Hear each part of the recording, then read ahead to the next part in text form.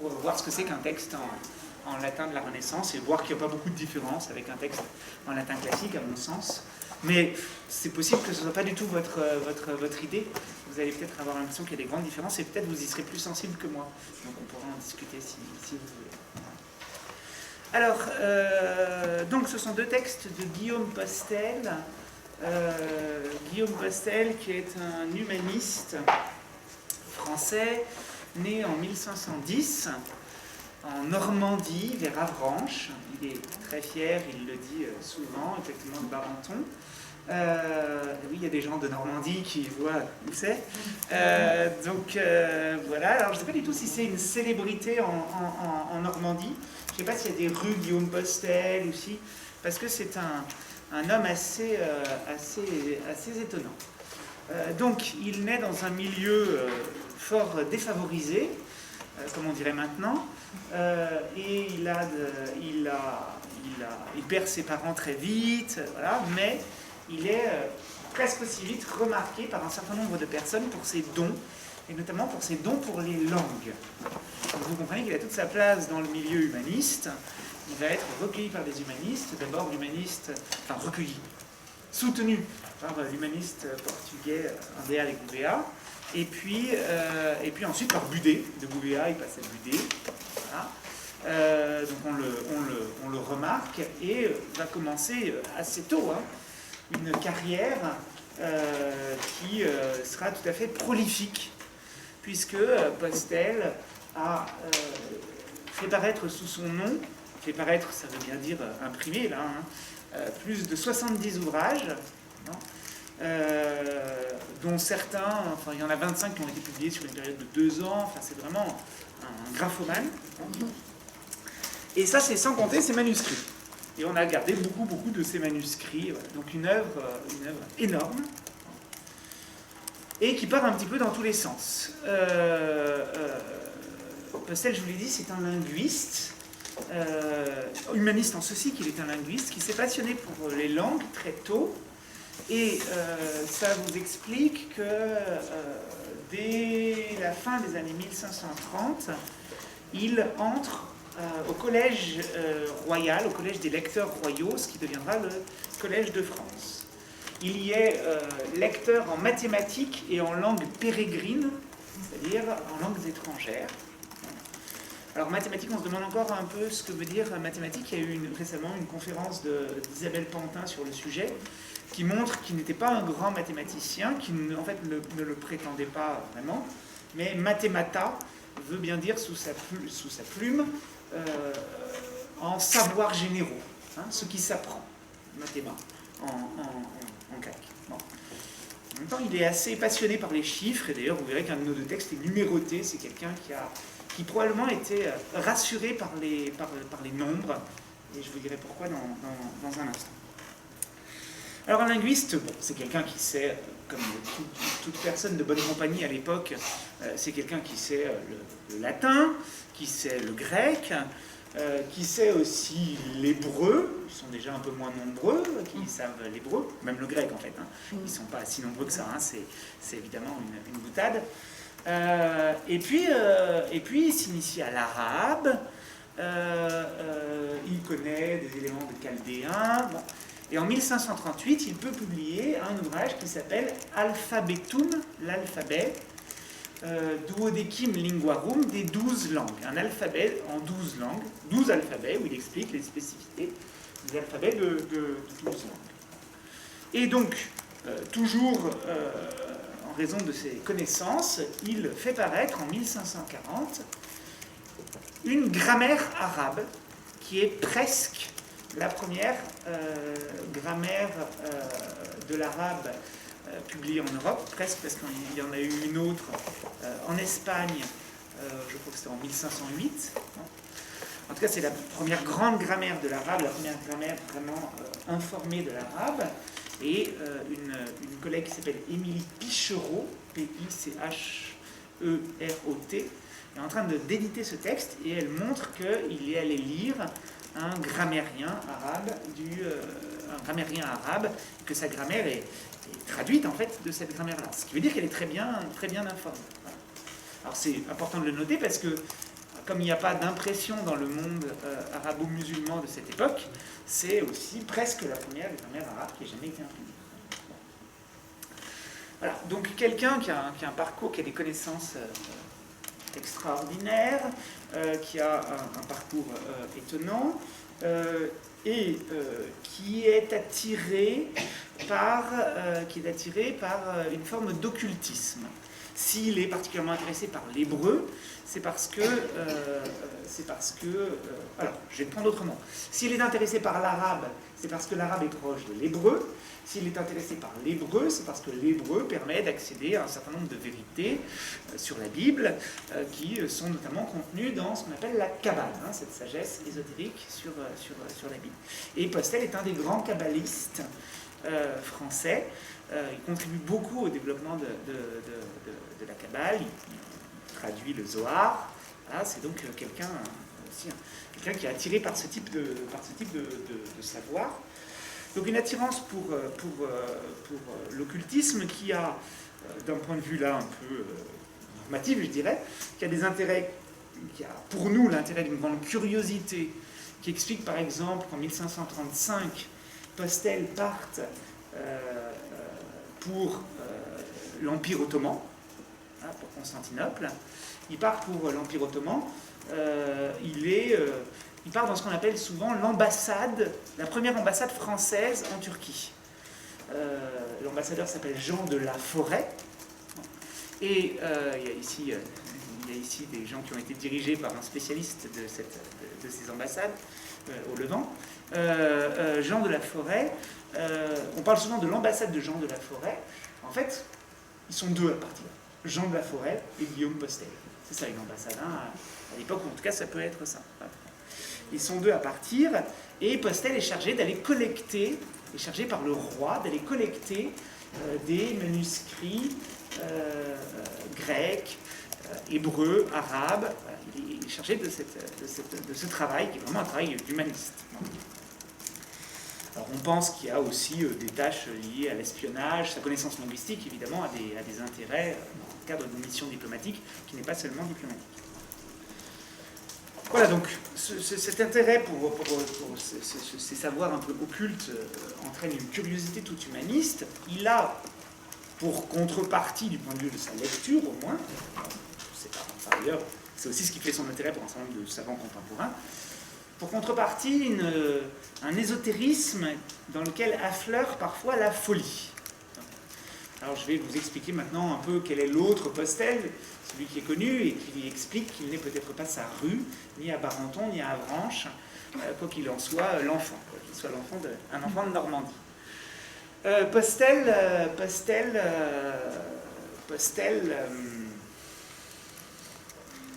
a un rapport à la religion qui est à la fois tout à fait orthodoxe, dans le sens où il n'a jamais quitté le catholicisme, et complètement hétérodoxe parce que il va avoir des expériences mystiques qui seront mal tolérées de ses contemporains. Alors je vais expliquer quelles sont ces expériences. Il y en a deux en particulier. Alors déjà, il a une conviction dans la vie, c'est que le monde va être unifié par un monarque universel qui sera le roi de France. Et donc ça a des avantages, ça lui permet d'obtenir beaucoup d'appui de la part de la monarchie dans un premier temps, puisqu'il théorise la politique gallicane, ce qu'on appelle le gallicanisme, le rôle à la fois politique et religieux du roi de France.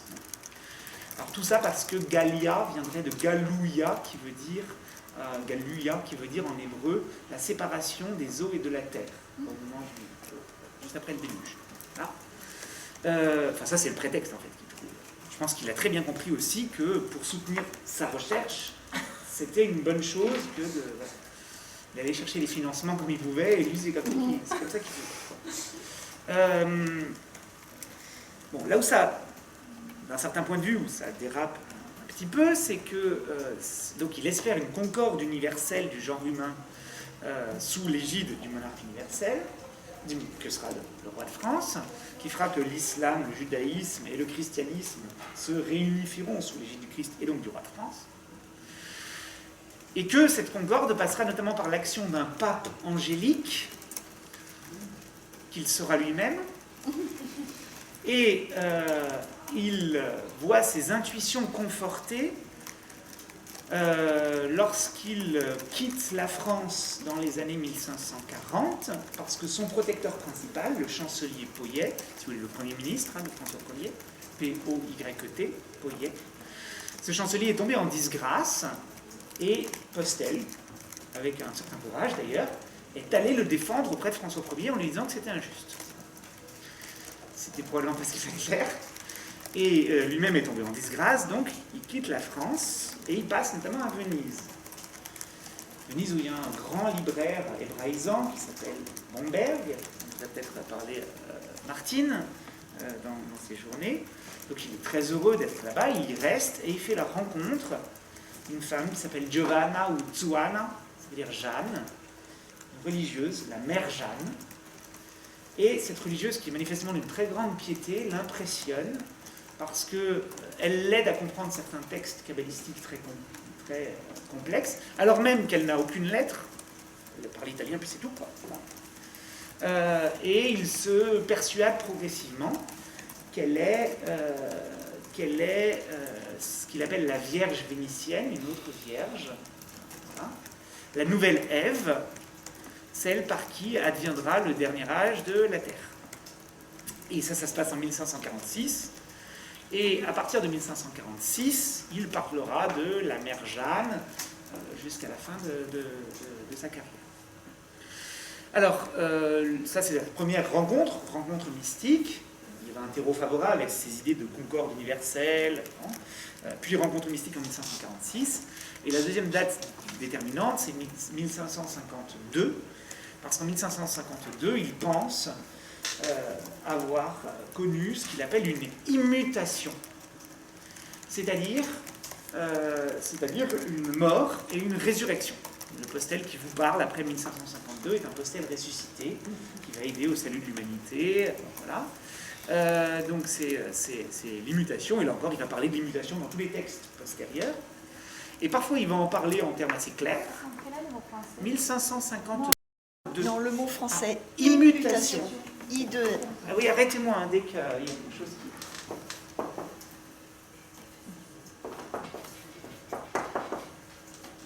Le grand changement, quoi. D'accord ? Pour Postel et pour l'humanité. Donc 1552. Et il va en parler parfois ouvertement, parfois de manière cachée. Manifestement, il croit, hein, mais il sait aussi que c'est dangereux. Donc vous voyez que vous avez affaire à quelqu'un qui a été en même temps un très habile politique, à certains égards, et je dirais jusqu'au bout. Il a su ce qu'il fallait dire, ce qu'il ne fallait pas dire, voilà. Et en même temps, quelqu'un que nous appellerions un fou, et que ses contemporains ont appelé un fou. Et je vais vous en donner deux exemples. Premier exemple, quand il repasse dans les années 1550 à Venise, il a entendu dire qu'on le traitait d'hérétique. Et ça lui est insupportable. Donc ce que fait Postel, c'est qu'il va à Venise pour démontrer qu'il n'est pas un hérétique. Et il va se présenter à l'Inquisition. Voilà. C'est un pari, hein, voilà. Et il est interrogé longuement, voilà. Et à la fin, il échappe à l'Inquisition qui dit « non hereticus sed amens ». C'est pas un hérétique, c'est un zinzin. Donc, voilà. Et puis, deuxième preuve de cette... preuve qu'on a pris pour un fou, c'est que quand il revient en France, après, donc vous avez compris, de nombreuses circulations en Europe, qui font que lui-même s'appelle Guillaume Postel cosmopolitain, le cosmopolite. Quand lui-même revient en France en 1560, il y a tout de suite un procès qui lui est intenté, toujours pour hérésie, hein, parce que tout ça sent une hétérodoxie fort suspecte pour les théologiens de la Sorbonne, dont on va reparler dans un instant. Et il s'en tire de nouveau. et il s'en tire, mais il est quand même condamné à rester cloîtré au monastère de Saint-Martin-des-Champs, qui est l'équivalent du Vinatier pour ceux qui vivent à Lyon, ou de Sainte-Anne pour ceux qui vivent à Paris. Donc un asile. Je ne sais pas comment ça s'appelle à Genève. Et donc voilà, et il y passera les dernières années de sa vie, donc de 1561 à 1581, il meurt en 1581, les 20 dernières années de sa vie sont passées à Saint-Martin-des-Champs. Et alors, c'est encore une grande ambiguïté dans sa position dans le champ intellectuel. Il est fou et donc cloîtré, mais tout Paris vient le voir. Vient recueillir ses prophéties, vient lui demander de traduire de l'hébreu, vient le consulter sur des points de Kabbale, et jusqu'à sa mort, il publie.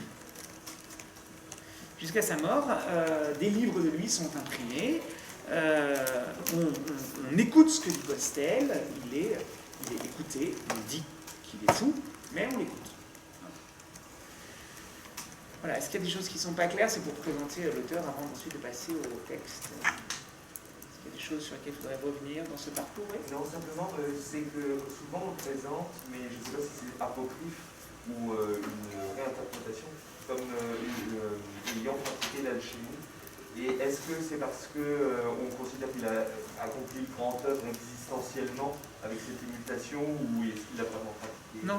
Parce que lui ne le rapporte... Alors, il est intéressé par l'alchimie, il ne le rapporte pas directement à la pratique de l'alchimie, et c'est plus ses disciples, parce qu'il a des disciples. On comprend que ce type de fonctionnement psychologique entraîne des rapports de maître à disciple. Bon. Il a des disciples, et c'est plus ses disciples qui vont s'intéresser à l'alchimie. Je pense notamment à quelqu'un comme Guy Lefebvre de la Bauderie, et plus encore à quelqu'un qui est le disciple de Guy Lefebvre de la Bauderie, et qui donc est très imprégné, quoique probablement de manière indirecte par Postel, et qui s'appelle Blaise de Vigenère. Blaise de Vigenère écrit un traité du sel, qui est un des grands traités alchimiques de la fin de la Renaissance, et c'est clairement les influences posteliennes qui s'exercent. Mais l'expérience de l'immutation l'expérience de l'immutation est une expérience mystique, et si tout à l'heure je disais qu'il se rattache quand même à tout ce qui est mathématique, il y a une obsession chez lui notamment du nombre 4. Donc la Trinité plus quelque chose qui va compléter cette Trinité qui est en train d'advenir, ce qu'on appelle le quaternaire. Cette obsession-là, on a le sentiment, c'est de la psychocritique de bas étage, on a le sentiment que quelque chose en lui qui le rassure de trouver dans le monde tout un système d'analogies, notamment mathématiques, qui permettra de donner du sens à des intuitions dont lui-même sent qu'elles sont problématiques. Et l'alchimie, je la vois plutôt comme ça, dans son système, je la vois plutôt comme ça. Ça répond à votre question? Oui. Cette façon de se présenter comme ça à l'Inquisition, ça rappelle un peu Ignace de Loyola qui va aussi dans les voir pour demander s'il est pas hérétique. Et il a eu affaire aux jésuites aussi. Oui, tout à fait, c'est vraiment une excellente remarque. Postel a failli être un des premiers jésuites. Je vais vous parler dans un instant d'un de ses grands œuvres qui s'appelle le De Orbis Terrae Concordia, sur la concorde universelle, sa grande idée. Et au début de ce grand œuvre, il dit, voilà, moi j'ai écrit le traité en question, et maintenant je pars. Et je m'apprête à partir. Vous allez comprendre pourquoi il est retenu, par un petit problème technique, il est retenu, mais son idée c'est bien de partir. Mais là encore, c'est un politique, et il sait que s'il part seul, il ne va pas aller comme ça en terre d'islam, convertir, parce qu'il pense que les missions doivent repartir. Il y a vraiment un rêve missionnaire chez lui. Et il entend parler des jésuites, et donc il va auprès des jésuites, et il veut entrer dans l'ordre, il est d'ailleurs tout près d'y arriver, et à un moment, Ignace de Loyola est arrêté quand il commence à raconter qu'il est le pape angélique, et là... Alors, d'ailleurs, il ne devient pas jésuite, mais il n'y a aucune acrimonie entre lui et les jésuites, et il y a d'ailleurs fort à parier que, au contraire, les sympathies qu'il a gardées parmi les jésuites l'ont aidé dans les circonstances où ensuite il se présente aux diverses inquisitions. Mais probablement sincère, c'est-à-dire que le rêve d'Ignace de Loyola, d'une certaine façon, à certains égards, oui, Loyola accomplit ce regain missionnaire que Postel appelle de ses voeux. Oui,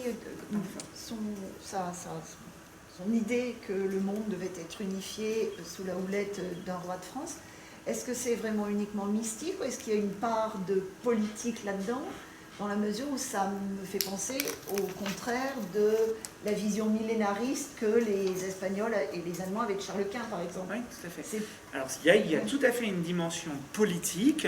Il écrit en 1551 un traité qui s'appelle « Les raisons de la monarchie universelle », qui est en fait un traité favorable au gallicanisme, et il l'écrit précisément dans des années de lutte entre la France et le pape, et il sait que ça sera favorable. Donc il y a vraiment une dimension politique qui est très nette, très affirmée. Voilà.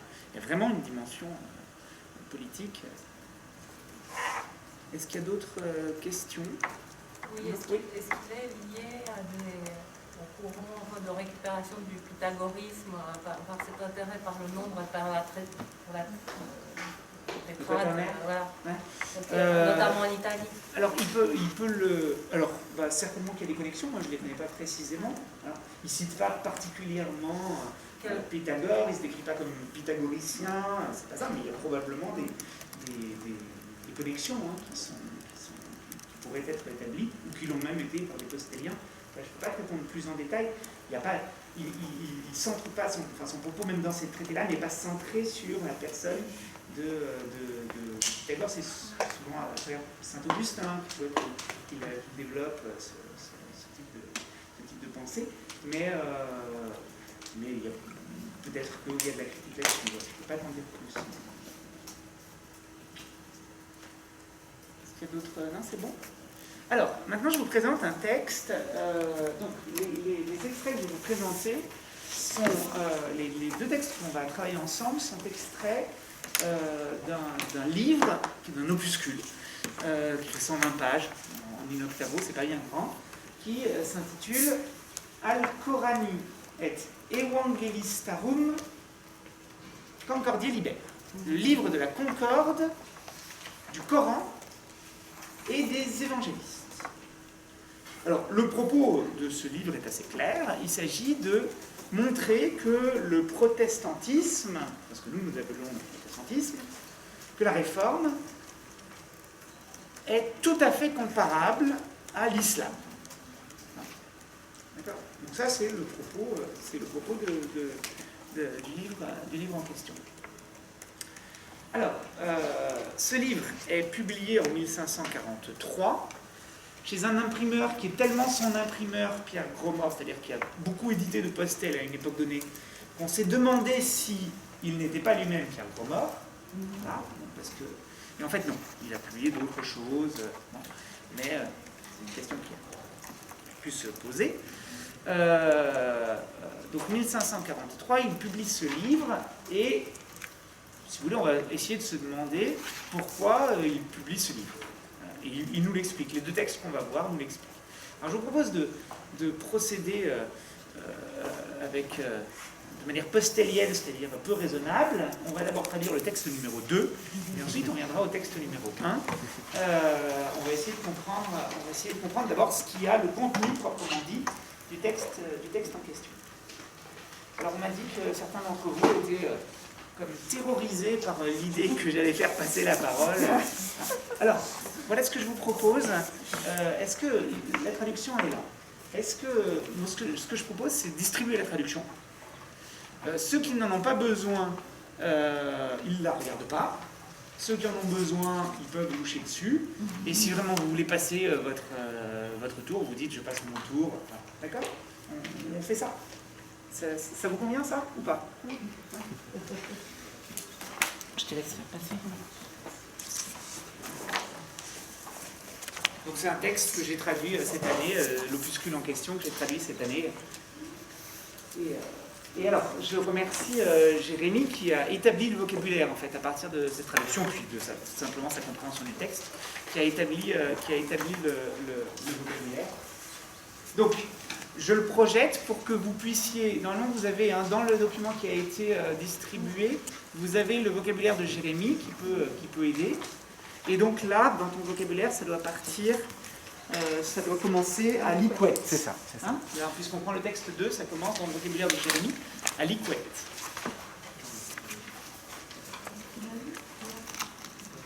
C'est bon, tout le monde a les 2 pages? Il doit y avoir 2 pages. C'est bon? Non, le vocabulaire est dans le Non, fascicule. le vocabulaire est dans le fascicule. Alors, allez, qui a envie de commencer pour la première phrase? Ça commence par une proposition finale. Commençons par août. Oui, merci. Ut clarissime liqueat, afin qu'il soit donc, qu'il apparaisse, qu'il soit très évident, le plus clairement possible, commodo de la façon, enfin, de savoir comment, convenit, il convient, origo, l'origine, progressus et le progrès. Convenis factioni, convient à... Bon, je vais boucher parce que... Le vocabulaire. S'accorder. Convient à l'esprit faction, à l'hérésie, faire omnia à travers toute chose. Proponam, je proposerai, paucas propositiones, quelques peu de propositions, et veluti, et comme des axiomes, axiomata, des sumta tirés de, ex alcorano du Coran. Je proposerai une médium au milieu, d'abord. In medium proponere, ça veut dire j'exposerai. Hein. Ah, j'exposerai, d'accord. Je présente. Et demum, et enfin, conferam, je rapporterai, quid intersis, je comparerai, oui. Alors ici, ça ne veut pas dire comparer. Ici, comme Fléros, ça veut dire discuter, c'est conférer. Vous savez, quand on confère, vous et moi, on discute. D'accord. C'est une conférence. Donc je discuterai, quid intersis, quelle est la différence, inter os, entre eux, donc les évangélistes. Oui. C'est-à-dire les protestants, hein, ceux qu'il appelle les évangélistes. Et moi médicos, alors on dirait les mahométans. Et les mahométans, ou moi je traduis les muhamédiques, mais je vous dirai pourquoi je les traduis en muhamédiques. D'accord? C'est bien. Alors, je reviens sur quelques petites choses. Vous avez une proposition finale, hein, ut plus subjonctif, ut clarissime liqueat pour montrer très clairement comment, et là ici c'est la seule petite limite de votre traduction, comment, littéralement, l'origine et les progrès, on pourrait avoir conveniunt, et on a convenit, c'est-à-dire un accord au plus proche. Vous savez que le verbe peut être accordé avec le sujet le plus proche. Comment l'origine et les progrès conviennent, c'est-à-dire s'accordent, factioni, s'accordent dans le cas d'une faction. Alors non, en fait, c'est plutôt que s'accorde à une faction, c'est-à-dire comment l'origine et les progrès sont cohérents dans les hérésies. C'est ça que ça veut dire. D'accord? En fait, ce que va vouloir montrer Postel, c'est que dans une hérésie, quand le début commence d'une certaine façon, la fin finit toujours de la même façon. L'islam, ça a commencé comme ça a fini comme ça. Il y a eu un exalté qui a prêché, et ça a fini par les 2/3 du monde qui sont musulmans. Là, c'est du discours rapporté. Hein. C'est ce qui va se passer dans le monde protestant si on laisse faire. D'accord? Per omnia, ça veut dire entièrement, partout, ça veut dire entièrement, complètement. Il me semble que c'est beaucoup plus utilisé, en tout cas Postel l'utilise beaucoup, il me semble que c'est peut-être un trait de néo-latin. D'accord? Je vous signale le veluti comme des axiomes, c'est ce que moi je traduis par des guillemets. On a parlé du quos vocant, veluti, il n'y a pas de guillemets à l'époque, donc il faut mettre des guillemets. Alors, demum, vous le traduisez par enfin, moi je le traduirais ici par ensuite, parce qu'il n'y a que 2 membres. D'accord? Donc le demum tend au XVIIe siècle, me semble-t-il, à s'affaiblir de enfin ou de alors seulement, qui sont ces sens au XVIe siècle, tend à s'affaiblir ensuite. Et ensuite, donc, vous avez une proposition interrogative indirecte. Alors, ensuite, qui prend la suite? Oui. Je ne comprends pas pourquoi tu traduis inter os par les nôtres, puisque c'est... Alors, oui, c'est parce que... Alors, oui, je vais vous expliquer. C'est parce que dans le texte, il parle de nous chrétiens et les mahométans. Et ici, I renvoie à nous considérés comme chrétiens qui avons nos hérétiques. Ah, d'accord. Ah oui. Mais ça aurait tout à fait pu... Ça renvoie aussi aux évangélistes. Si vous voulez, ils ont leurs hérétiques à eux. Enfin, ils ne sont pas hérétiques. Il y a les musulmans, et nous, on a nos hérétiques, et c'est les évangélistes. D'accord? Pourquoi on n'a pas comme Winiat? Parce que, comme Martine l'a dit, l'interro indirect est souvent à l'indicatif. Ouais, et ça, vous avez bien fait de le relever. Oui, moi, je suis tellement habitué qu'on le voit presque plus quand on travaille sur les textes du XVIe siècle. Mais oui, c'est pas du tout classique, ça. Tout à fait. Alors, premier point. Donc, première axiome commun. Ouais. Ça fait déjà trois divergences dans une phrase. Avec le latin classique? Oui. Oui, oui. Mais tu vois, je te dis, alors, évidemment, mais on ne les voit plus à force de tellement être. Et ensuite, j'ajouterais que, tu vois, c'est pas des choses qui sont. Au fond, c'est bien, c'est parce que vous êtes un bon latiniste que vous avez vu ça. Mais c'est pas des choses qui arrêtent la lecture. Ce que je voudrais vous dire, si je fais ces exercices avec vous, c'est aussi pour vous dire, si vous savez du latin classique, au fond, vous saurez traduire ça, vous voyez. Oui, c'est vrai. C'est vrai, le subjonctif, ici, saute. On attendrait le subjonctif. Mais ça, c'est... Ouais. C'est ce qu'on a vu dans le texte de Martine. Et c'est là, je sais que Martine nous en a parlé. Allez, on passe au premier action. Allez, qui prend la suite? Oui.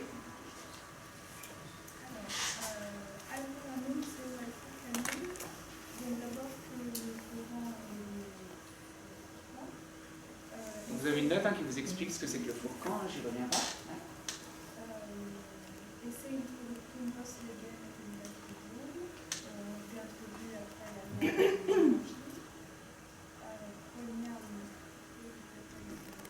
parce que la vérité de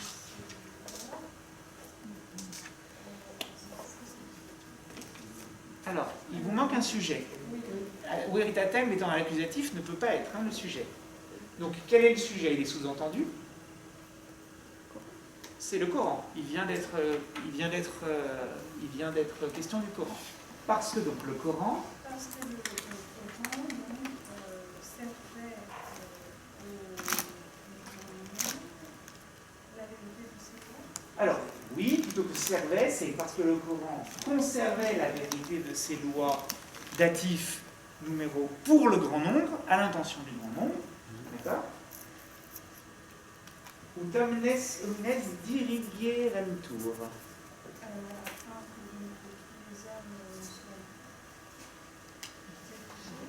Afin que tous les hommes soient dirigés. Alors, être dirigé, ça veut dire être mis dans le droit chemin. D'accord? C'est le sens, c'est un sens que vous trouvez dans les textes de patristique, et c'est aussi un mot qui revient très souvent dans la traduction latine du Coran, qui est réalisée en 1143, et qui est imprimée pour la première fois en 1543. D'accord? Donc vous voyez, c'est vraiment un terme technique pour dire être dans la bonne voie. Il y a eu même quoi adressé de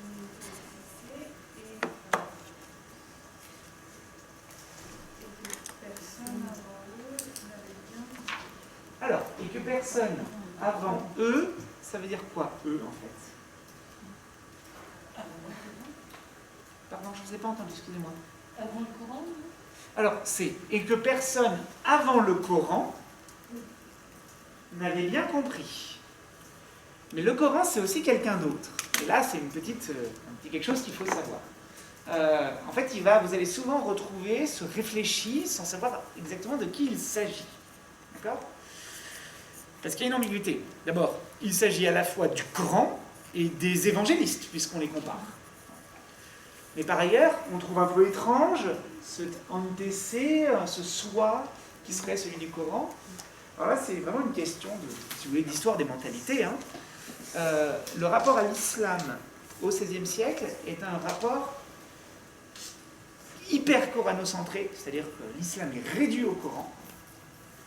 Que le Coran soit central dans l'islam, c'est une évidence. Je parle d'hyper coranocentrisme parce que tout est ramené, ou presque, est ramené au Coran.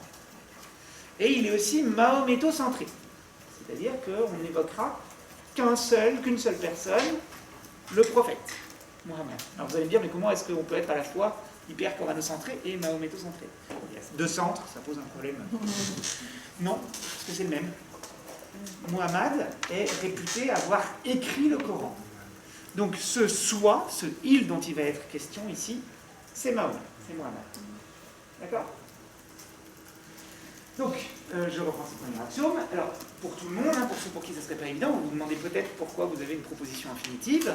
Alors, vous avez une proposition infinitive parce que le premier axiome est que le Coran ou le Furqan a été introduit après la loi et l'évangile parce qu'il conservait correctement la vérité de ces lois afin que tous les hommes se trouvent dans la bonne voie et que, la suite de l'axiome, c'est que personne avant lui, avant Muhammad, n'avait bien compris les choses, avait eu assez d'entendement, si vous voulez. Paul ?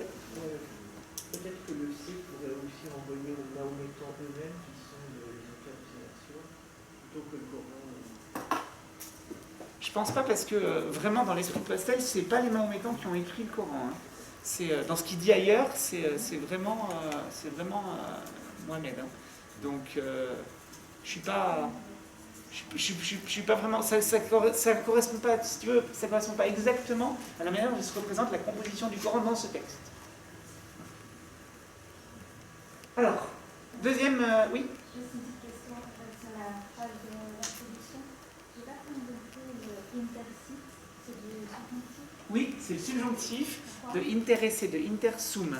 C'est la Pourquoi c'est du subjonctif? Parce que là, on a une proposition interrogative indirecte construite avec du subjonctif, comme on l'attendrait en latin classique. Oui, hein, c'est pas cohérent du tout, hein, puisque... Alors, ensuite. Oui. Alors, semper inere futuros qui patres secuntur, qui patres secuntur ceux qui suivent les pères. Oui. Semper inere futuros seront toujours dans l'erreur. Oui, donc futuros essai, hein, essai sous-entendu, seront toujours dans l'erreur ceux qui suivent les pères. Vous voulez bien prendre le point suivant? Oui. Non wallet aut prosunt uli aliena opera. Aliena opera les œuvres des autres. Non wallet n'ont pas de valeur. Aut prosunt et ni d'utilité parce que ça ne servent pas. Uli à personne. Oui. Donc prodécé, prosum plus datif, être utile à quelqu'un. Les œuvres d'autrui n'ont pas de valeur, ni ne sont utiles à personne. D'accord? Les œuvres, hein, au sens théologique, ce qu'on fait. Si vous voulez, vous pouvez prier tant que vous voulez pour le salut de Paul. Moi, tous les soirs, je prie pour le salut de Paul. Je sais bien que ça ne servira à rien. Vous voyez. Alors ensuite, on ne veut pas, Paul, hein, je crois que tu regardes avec... C'est toujours une bonne œuvre. Alors ensuite, qui veut prendre le point 4? Quatrième axiome. Oui.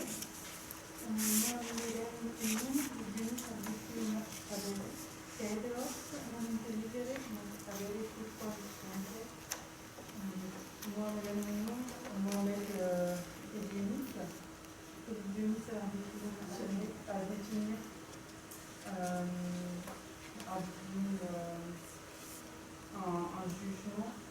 Oui, c'est le jugement, le pouvoir de juger, d'où le pouvoir en fait. Hein. Le pouvoir de juger. Les autres, non desiderés ne comprennent pas, nec admettent comme sciences et non pas non de savoir. Oui, c'est ça. Et n'ont rien en fait de savoir. Donc pour tout le monde, pardon, j'explicite un peu votre traduction, c'est juste. Hein. Donc littéralement, Muhammad seul a le pouvoir de juger, génitif, comme on l'appellerait, juger en matière de, comment on appelle ça, de génétique. Pardon, parce que moi j'enseigne plus ça depuis 20 ans, donc c'est de qualité peut-être en matière de religion. Explicatif, voilà, c'est ça, génétique explicative. Voilà. C'est le destinatif. Pardon? C'est le pouvoir. Qui est en fait la religion, quoi. Qui est en matière de. Ouais. En matière de, si vous voulez, qui a trait à. Je ne sais plus comment on l'appelle, hein, pardon, comme j'ai perdu mes réflexes.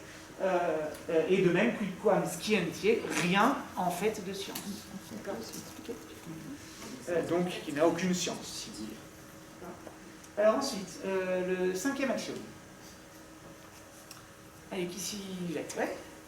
Patroni et intercessores non valent apud Deum.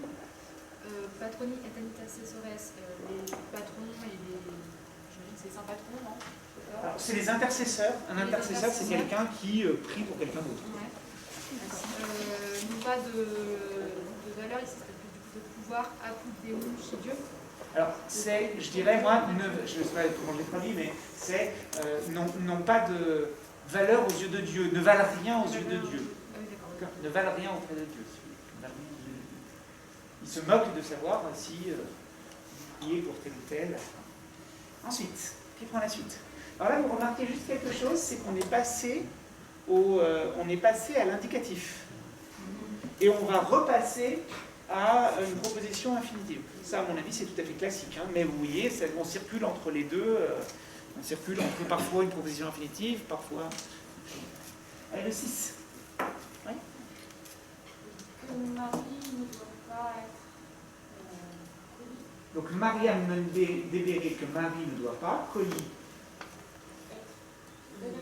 révéré ou honoré. Vous voulez bien prendre le 7?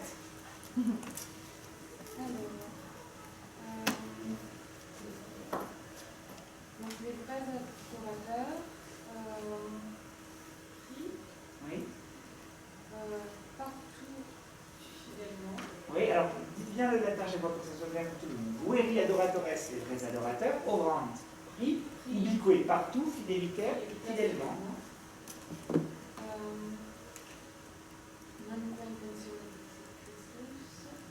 Alors, juste quelque chose avant que vous vous lanciez là-dedans. Donc ça, c'est pas facile. Enfin, c'est facile quand on a le texte à côté, mais c'est pas facile forcément à traduire parce qu'on change d'instance énonciative.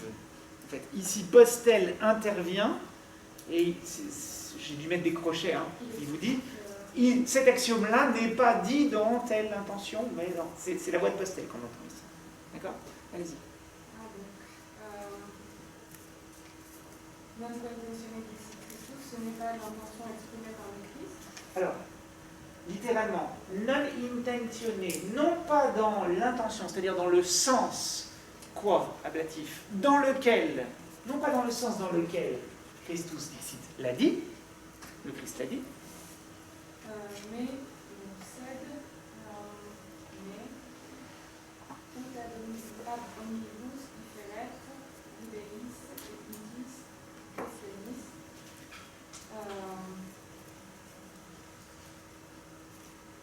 alors c'est un out final, hein, mais pour que, mais de manière à, si vous voulez, hein, final ou consécutif, pas savoir. Mais de manière à faire la différence avec tous les juifs, Les ethniques, c'est les païens, vous pourriez l'avoir en français. Hein. Et christianistes, c'est les chrétiens. Alors, c'est pas tout à fait pour faire la différence, mais pour différer, c'est-à-dire pour se rendre différent de tous. Et vous voyez, comme le tous est un peu séparé des autres, je dirais de tous, virgule, juifs, païens, chrétiens. D'accord? Est-ce que cette phrase est claire pour tout le monde? Non. Alors, dis pourquoi. On ne peut pas faire. Pourquoi différer, c'est pas différer. Alors, eh ben, je te pose la question et je vous pose à tous la question. Parce que c'est un personnel. Non. Non. Alors, c'est-à-dire, expliquez ce que vous voulez dire. Mais on revient à Mahomet. Ouais, c'est Mahomet. Quand dans ce type de texte, c'est caractéristique que tu poses la question, parce que c'est tout à fait une question qu'on se pose en fait quand on traduit ça. Quand dans ce type de texte, on ne sait pas qui est il, c'est Mahomet. Et c'est présupposé, c'est dans le cadre mental de cette époque, c'est évident. Il n'y a même pas besoin de le dire. Mais évidemment, pour nous, c'est très... C'est pas du tout évident, en fait. Du coup, la rupture syntaxique qu'il y a dans la phrase, c'est une sorte d'indice de ce sujet-là. En fait, il n'y a aucune rupture syntaxique. Il faut juste penser que c'est une autre instance énonciative. En fait, il faut penser qu'on n'a pas le même système de ponctuation à l'époque que maintenant. Si vous regardez ma traduction, là je vous invite tous à regarder la traduction, je pense que j'ai mis des crochets. Parce que nous, en français, on mettrait des crochets pour dire attention, c'est pas la même personne qui parle. Là, c'est moi, Postel, qui prend la parole. Ces crochets n'existaient pas à l'époque, donc on a une virgule. Mais la difficulté qui va être la vôtre face à ce type de texte à ce moment-là, c'est d'avoir la force de vous dire peut-être pourquoi est-ce que je ne comprends pas le texte. Peut-être que je ne comprends pas le texte parce que sa ponctuation est différente et je vais essayer de le reponctuer pour comprendre. Et là, je vais me... Ah oui, il y a peut-être un changement, un décalage énonciatif. Est-ce que ça répond à votre question? Alors, on passe au point suivant. 8. Oui, Paul. Donc,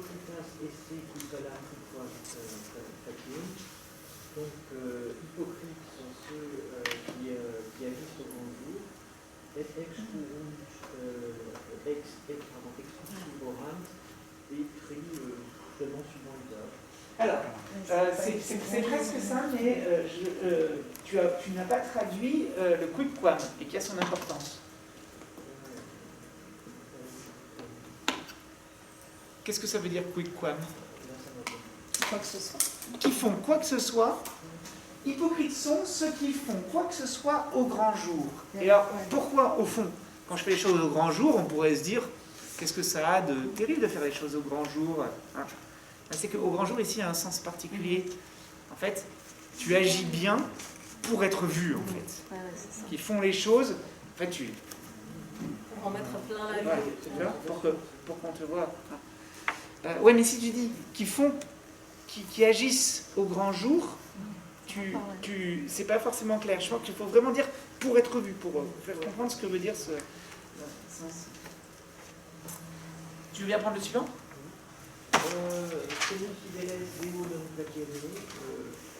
Les demi-croyants ne plaisent pas à la vie. Donc ça, on revient, on est depuis 2 actions, on est de nouveau dans des propositions infinitives. Hein. Allez, qui prend la 10? Allez. Nullis miraculis opus esse ad confirmationem religionis. Nullis miraculis, aucun miracle. Opus esse, il n'est besoin d'aucun miracle. Oui, donc opus est, c'est une expression figée qui veut dire il est besoin de, il faut. Donc il ne faut, et qui se construit avec l'ablatif. Il ne faut aucun miracle. Ad confirmationem religionis, c'est un nom, on pourrait mettre pour confirmer la religion, non? Oui, mais confirmer, ça veut dire quoi dans un texte de rhétorique ou de logique? Oui, pour justifier. Oui, pour justifier, pour prouver. D'accord? Pour prouver.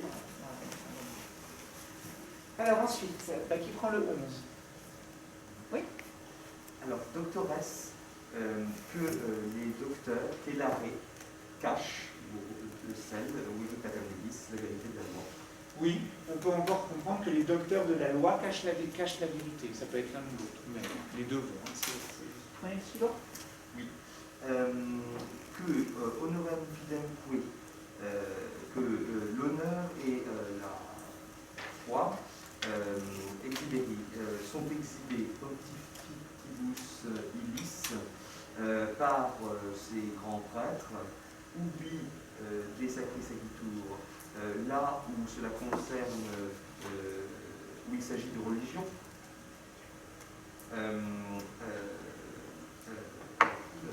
Avec une désirée, ne doivent pas être tenus. Alors que l'honneur et la foi ne doivent pas être tenus comme tels, c'est ça que vous dites? Non. Alors, vous voyez, mais ce qui est bien, c'est que vous vous rendez compte qu'à la fin, il y a un truc qui ne va pas, et donc il faut construire différemment la phrase. Alors en fait, vous allez la construire différemment en la construisant en 2 parties. Première partie, vous allez prendre Pontificibus exhibere honorem non debere. Ah oui, d'accord, très bien. Que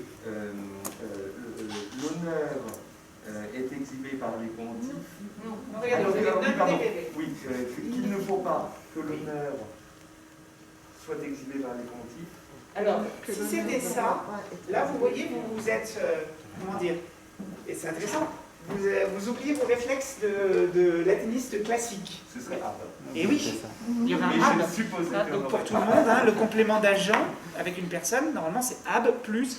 Et ça, je ne sais pas ce que vous en avez dit Martine, hein, mais ça ne bouge pas. En tout cas, mon expérience c'est que ça ne bouge pas. Donc au pontife ne doit pas Ouais. être conféré au pontife. Ouais. Et que la foi, que la confiance ne doit pas être tenue, ne doit pas leur être accordée. Oui. Là où il s'agit du sacré, de ce qui est sacré. Oui, voilà. Donc je reprends pour tout le monde, hein, que l'honneur honorem non debere ne doit pas exhiberi, être présenté, être rendu, on rend l'honneur, hein, qu'honneur ne doit pas être rendu au prélat, pontificibus, et que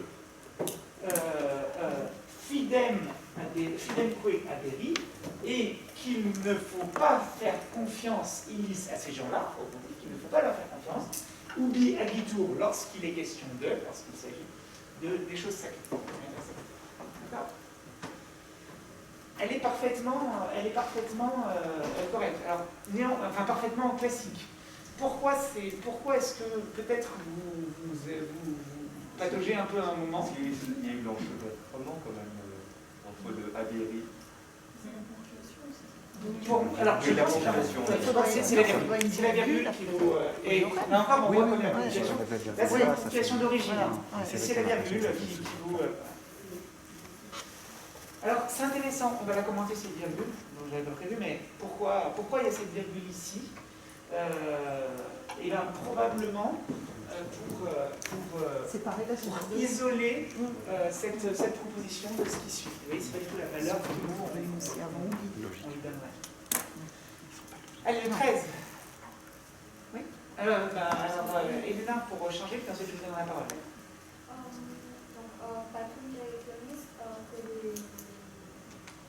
Que les traditions des pères, légitimes et élevées, doivent être rejetées, mais qu'elles qui m'arrivent et ne pas.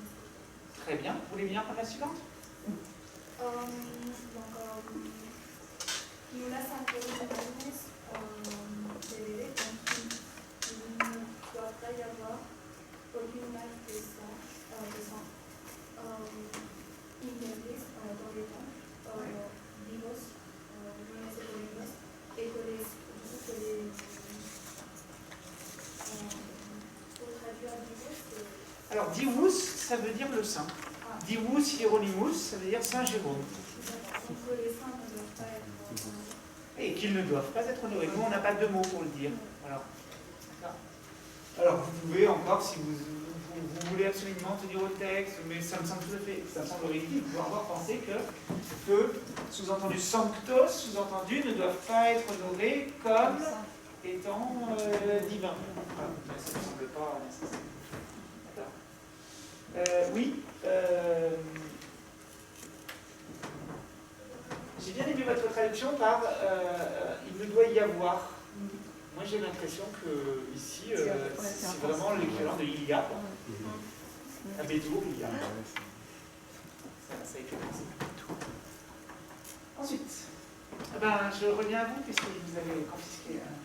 Alors, dispensationes omnes esse malas, toute dispense, c'est les indulgences, enfin tout ce qui fait que vous achetez un bout de paradis, quoi. okay. Et ces malas sont mauvaises. Ouais. Bien. Vous voulez prendre la suivante?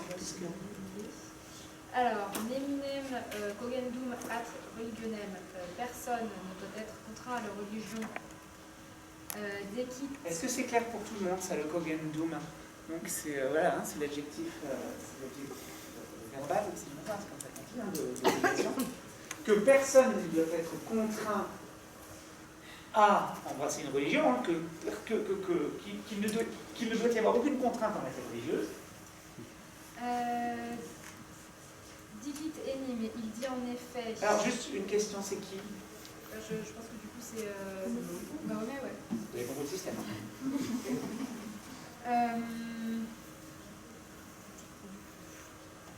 Iloud,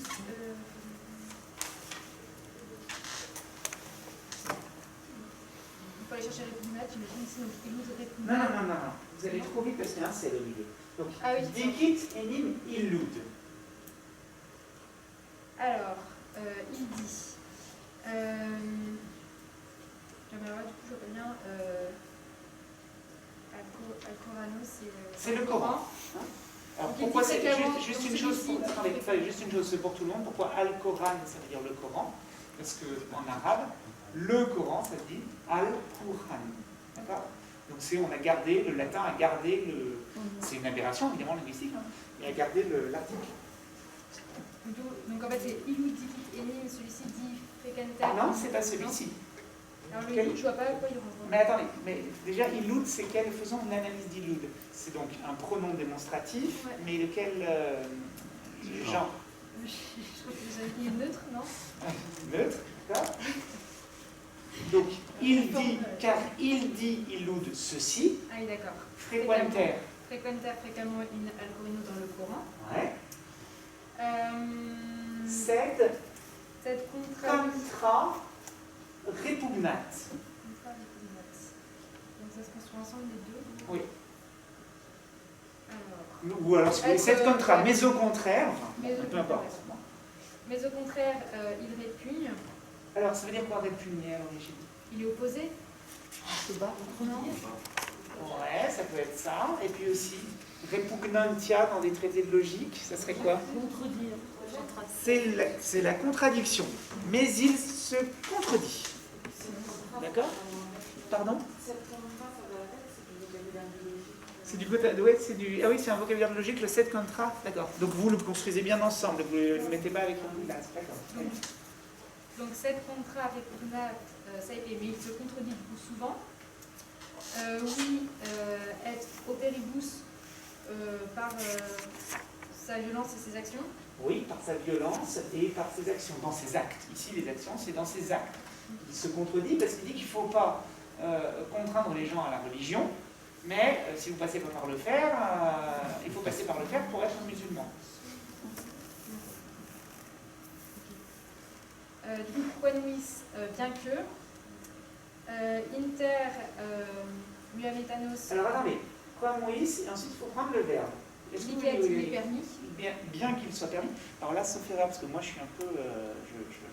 Je date maintenant. Hein. Mais quamuis, en latin classique, d'abord, ça ne serait pas chez Cicéron, sauf erreur, quamuis. Dans ce sens-là, ouais. Et ça se construirait plutôt avec du subjonctif. Ouais.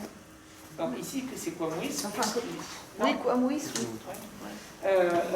Ici, liquette, c'est de l'indicatif. Vous voyez, c'est pas forcément. Alors je dirais qu'en système concessif, dans les concessions, on peut, on trouve très souvent l'un ou l'autre, indicatif ou subjonctif, et c'est pas vraiment un problème. Enfin, oui, c'est pas. Donc, bien qu'il soit permis, quamuis licit, bien qu'il soit permis. Inter muametanos tributaris, parmi les tribus mahométaines. Est-ce que ça peut être ça? Non. Pourquoi ça peut pas être ça? Je sais pas. Si, vous le savez. Tributariis, c'est à quel cas? Est-ce que c'est accusatif comme moi? Oui, non, pas du tout. Donc, bien qu'il soit permis, Du coup, juste chez les Mohamétans. Bien qu'il soit permis parmi les Mahométans et qu'il soit permis, avec quoi on construit l'iquette souvent? Et du coup, donc là, ça va être tributaris aux tribus. Oui, aux tributaires, aux peuples tributaires, les peuples qui doivent payer le tribut, la dîma. Du coup, adhérer, libérer, d'adhérer, j'imagine, de vivre librement, in qualibet religionné, dans quelque religion qu'il soit. Dans quelque religion que ce soit, qu'on veuille, de quelque religion dans la religion de son choix. D'accord? Donc je reprends. Donc cet axiome, c'est que personne ne doit être contraint à embrasser une religion. Et là, moi, Postel, je vous fais cette petite remarque. Car il dit ceci fréquemment dans le Coran, mais il se contredit souvent par sa violence et par ses actes, bien que, vous voyez, là c'est encore un autre niveau, je me contredis, mais j'apporte une nuance, bien qu'il soit permis parmi les Mahométans, mais qu'il soit permis au peuple tributaire de vivre librement dans la religion de son choix. Vous aviez une question, quelque chose qui n'était pas clair sur le Pugnat.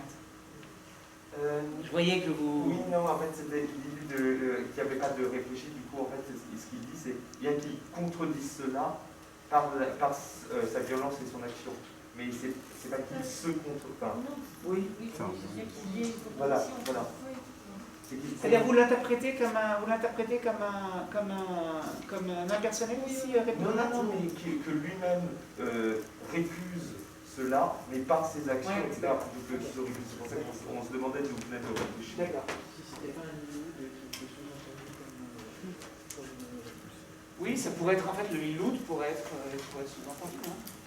Mais repugnare, non, avec Iloud, je ne crois pas qu'on puisse repugnare plus accusatif, ça n'a pas existé. Je ne sais pas qu'il puisse réfuser cela par ses actions. Il faudrait avoir un dictionnaire. C'est intransitif. Qu'est-ce qu'ils en pensent? C'est intransitif. C'est intransitif, donc je ne pense pas que ce soit ça. C'est ce qu'on peut dire. En revanche, quoi, Moïse peut bien se traduire, même se construire, même chez Cicéron avec l'indicatif. D'accord. Super. Le 17. Oui.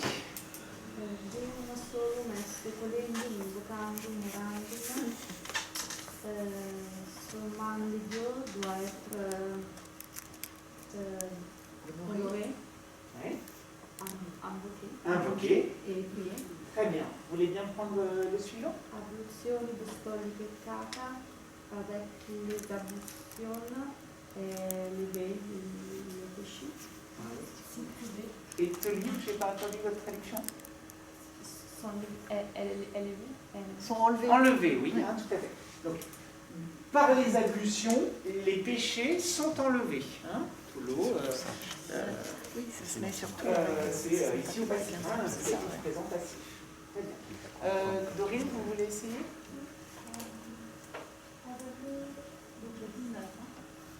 Oui.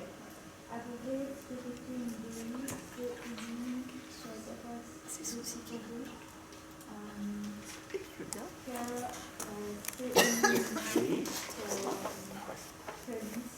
Oui. Et c'est qui lui? C'est Mahomet, et en même temps c'est ambigu, parce qu'on le compare à tout évangéliste. Tout évangéliste agit comme Mahomet. Moi, seul protestant, j'ai l'Esprit Saint qui m'inspire. Que lui seul a l'Esprit de Dieu. Oui, alors A est un peu, il faut lui donner un peu de force, hein, il possède, il dispose de l'Esprit de Dieu. Et que les autres extravagent. Oui, avec extravagent sont déraisonnables. Voilà, d'accord? Que tous les autres sont raisonnables ou extravages, oui, d'accord. Vous voulez prendre la suite, Dorine, encore, oui?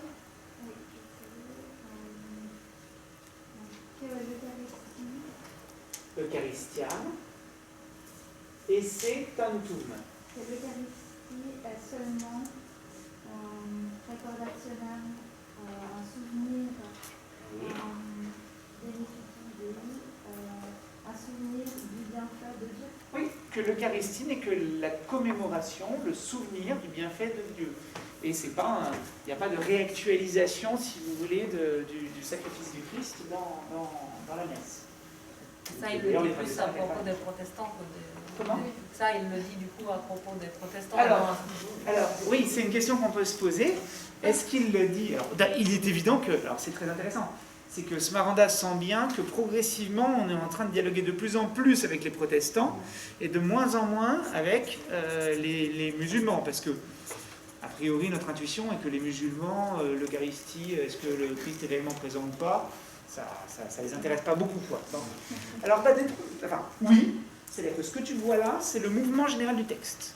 Le texte part d'une discussion serrée sur le rapport entre islam et protestantisme, et va vers une controverse de plus en plus affirmée avec le seul protestantisme. Donc tu sens quelque chose qui est juste. Mais dans ce point 20, quand il expliquera, parce qu'il va tout développer, tout le traité consistera à développer chacun des points, c'est le point 20, c'est ça, oui. Dans le point 20, il citera une sourate, donc un chapitre du Coran, qui lui semble parler, où en effet il est question de la table céleste. En fait, il est plus probablement question de la manne, mais il l'interprète comme un propos tenu sur l'Eucharistie, à l'intérieur du Coran. Alors pourquoi ? Parce que depuis qu'on parle du Coran, c'est-à-dire depuis Jean Damascène, 50 ans après la mort de Muhammad, depuis ce moment-là, une approche possible de la controverse chrétienne contre l'islam consiste à aller chercher dans le Coran ce qui montrerait la vérité du christianisme et à décrire le Coran comme une sorte de sous-christianisme ou de christianisme mal digéré. Voilà. Donc, puisque c'est du christianisme mal digéré, de ce point de vue-là, évidemment, et bien dans ces conditions, il n'est pas aberrant d'y trouver un propos sur l'Eucharistie. D'accord ? Lors même que, comme vous le savez, en islam, le Christ n'est pas mort sur la croix, et donc on pourrait penser que l'Eucharistie n'a pas beaucoup de sens dans ces conditions. Mais est-ce que ce n'est pas une critique justement du fait que protestants et musulmans ne voient dans l'Eucharistie qu'une anamnèse et non pas la transubstantiation? Oui, si, tout à fait. Oui. Ça va dans ce sens-là, et je le dirais même autrement, c'est que on commence par dire qu'il n'y a pas réactualisation du sacrifice du Christ dans la messe, et puis on finit par dire que le Christ n'est pas mort sur la croix, et qu'il n'est pas Dieu. Et c'est exactement le propos qui sera tenu par Postel à l'intérieur de son traité, puisque la fin de cet Alcorani et Evangelistarum Concordia Liber consiste à montrer que tout protestant conséquent devient ce qu'il appelle un impius. Et impius ne peut pas vraiment être traduit par impie, parce que ça... On voit bien que ça veut dire quelque chose de très précis. Ce que ça veut dire, c'est un athée. Postel, et d'ailleurs, c'est pas un hasard si je vous signale que ce texte-là, qui est un petit texte, qui est rare, a été très utilisé par un grand historien de la moitié du XXe siècle, qui est Lucien Febvre, dans son Problème de l'incroyance. Lucien Febvre utilise ce texte-là, parce que justement, Postel décrit l'ennemi protestant, comme athée. Il l'appelle impius. Vous voyez, là, poser l'analogie, c'est commencer à dire, voilà, vous niez la présence réelle du Christ au moment de la messe, donc vous êtes comme des musulmans, et Postel sait bien que pour les musulmans, le Christ n'est pas mort sur la croix, que le Christ n'est pas Dieu. On passe au point suivant. Allez, qui prend la suite? Oui. Non esse voluntatem ici affixé unum. Non esse voluntatem, il n'y a pas de vérité, ici si ce n'est apud unum auprès de lui seul. Oui, il n'y a de vérité qu'auprès de lui seul, quand lui seul. Lui seul est détenteur de la vérité. C'est ça que ça veut dire. Prenez donc lui seul, c'est encore... vous prenez le 22 aussi, s'il vous plaît. Vixaledium Dei Judicandum, il faut juger. Oui. Vixaledium Dei selon la loi de Dieu. Oui, il faut juger selon la loi de Dieu. Allez, on prend les derniers. Qui veut prendre le 23? Oui. Oui, que n'importe qui, donc c'est du pluriel, donc abent a. Alors, est-ce que ça peut être abent? Est-ce que le quantum n'empêche pas que ça soit abent? C'est autant que.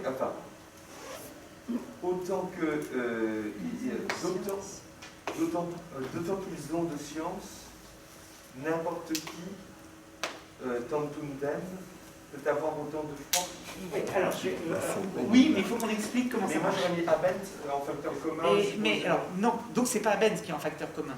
C'est un abéré qui est sous-entendu. Ah oui, bien sûr. Comme il y a un abent, il y a un abéré sous-entendu. Donc, excusez-moi, je vais juste le reprendre que vous reprenez la parole, mais c'est pour expliquer pour tout le monde. Donc, alors, quiconque ici, ça veut dire quiconque. Tout un chacun. C'est pas classique. Là, apparemment, je vois ça chez Sibelius, je ne sais même pas de quand Sibelius date. Quiconque tout en qui. Oui, mais c'est une relative. Et ça, à mon avis, c'est pas une relative. C'est le quiconque qu'on emploie quand je dis quiconque pour dire tout homme. Et je pense que c'est... enfin, en tout cas, j'arrive pas à le construire autrement. Là, j'appelle votre réflexion si... Donc pour moi, c'est un quiconque qui veut dire tous. D'accord? Que tous, sous-entendu, aberrés. Et pourquoi je sous-entends ça? Parce que j'ai bien cette abène ici. Que tous ont tandem fidei, autant de foi, je reviendrai sur le et après, que tous ont autant de foi, quantum abens scientie, qu'ils ont de savoir. Alors pourquoi ce et ici? Parce que ce et, devant fidei, il veut dire aussi. Que tous, autant qu'ils ont de savoir, ont aussi de foi. Donc dans ce type, vous voyez, dans ce type de comparaison, on utilise, dans la comparaison, on utilise souvent un et ou un etiam, qu'on ne traduira pas en fait en français. Hein. Mais c'est de ça qu'il est question. D'accord? Alors, avant de vous redonner la parole, j'attire votre attention sur le fait qu'en français, quand vous avez ce type de comment ça s'appelle encore, de comparaison de choses qui sont... Voilà. En français, souvent, on inverse. On voit pas. Si vous dites que tous ont autant de foi que de science, au fond, c'est un faux sens. Même peut-être un contresens. En fait, ce qui veut dire, c'est que tous ont autant de science que de foi. Vous comprenez ce que je veux dire ou pas? En français, on ne fait pas poser le comparant et le comparé. On inverse le comparant et le comparé. D'accord?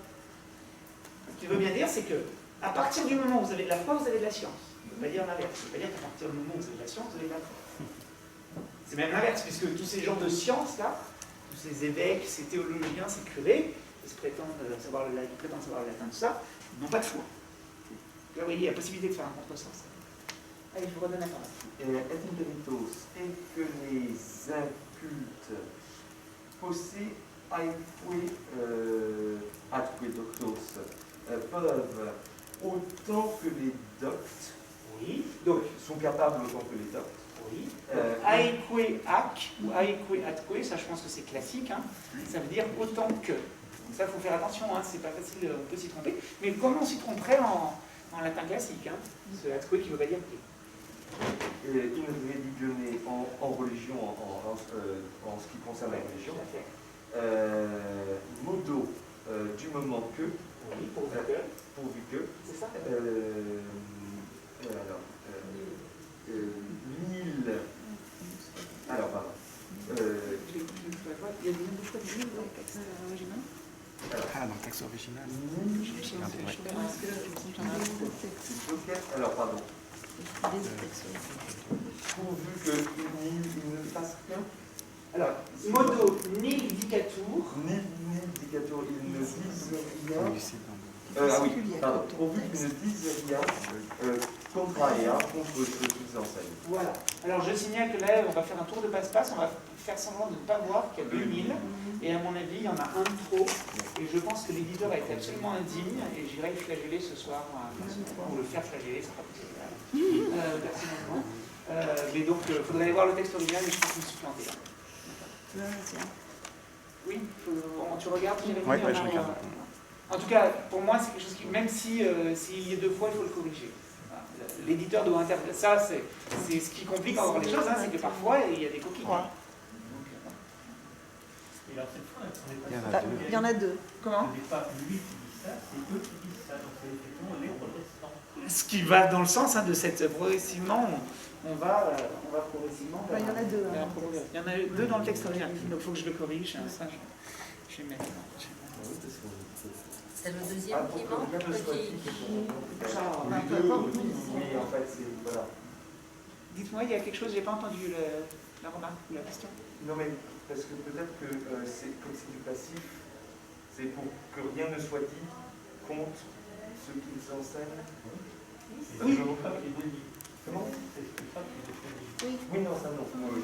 Mais ici, le il au pluriel, c'est tous. Ils ont en commun, tous ces gens ont en commun, ils se prétendent inspirés par Dieu, ils sont contre les savants, tout ça, mais ils réagissent exactement comme des savants, c'est-à-dire que dès que vous les attaquez, que ce soit Muhammad ou les évangélistes, alors là, tout d'un coup, non, il y a ceux qui savent, c'est-à-dire eux, et pas les autres. Allez, qui prend le 24? Ni avere dignità sessualità sessuale e naturalità sessuale deve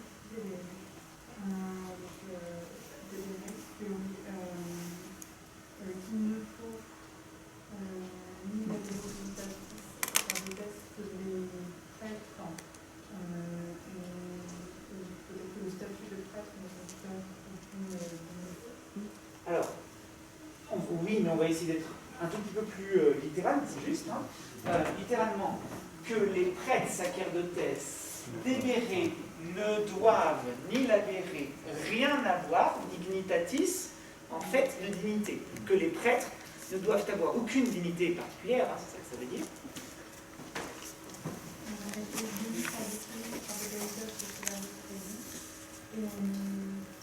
Et que le pouvoir en matière de religion, j'imagine qu'on sous-entend encore le monde. On sous-entend le, pardon, j'ai pas entendu le monde.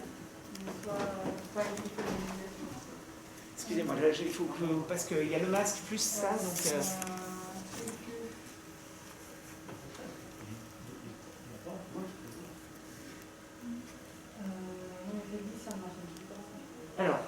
Alors, excusez-moi, comme je n'entends pas, avec ce truc, et que arbitrium religionis, le pouvoir de juger en matière religieuse, hein, regi doit être régi, oui, par la puissance séculière. D'accord? C'est pas au prêtre de s'occuper de tout ça, c'est au prince, au... Là, on est clairement avec les protestants. Alors, on est avec les protestants, mais jusqu'au bout, il essaiera de montrer que c'est le cas aussi en islam. D'accord? Mais c'est clair hein, que c'est une attaque contre les protestants. Alors ensuite. Oui.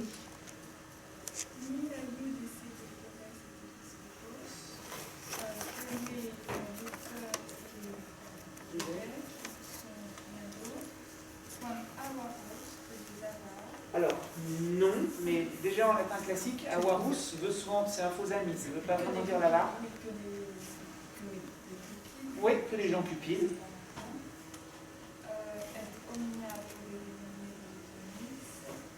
Et que, au nom de la religion,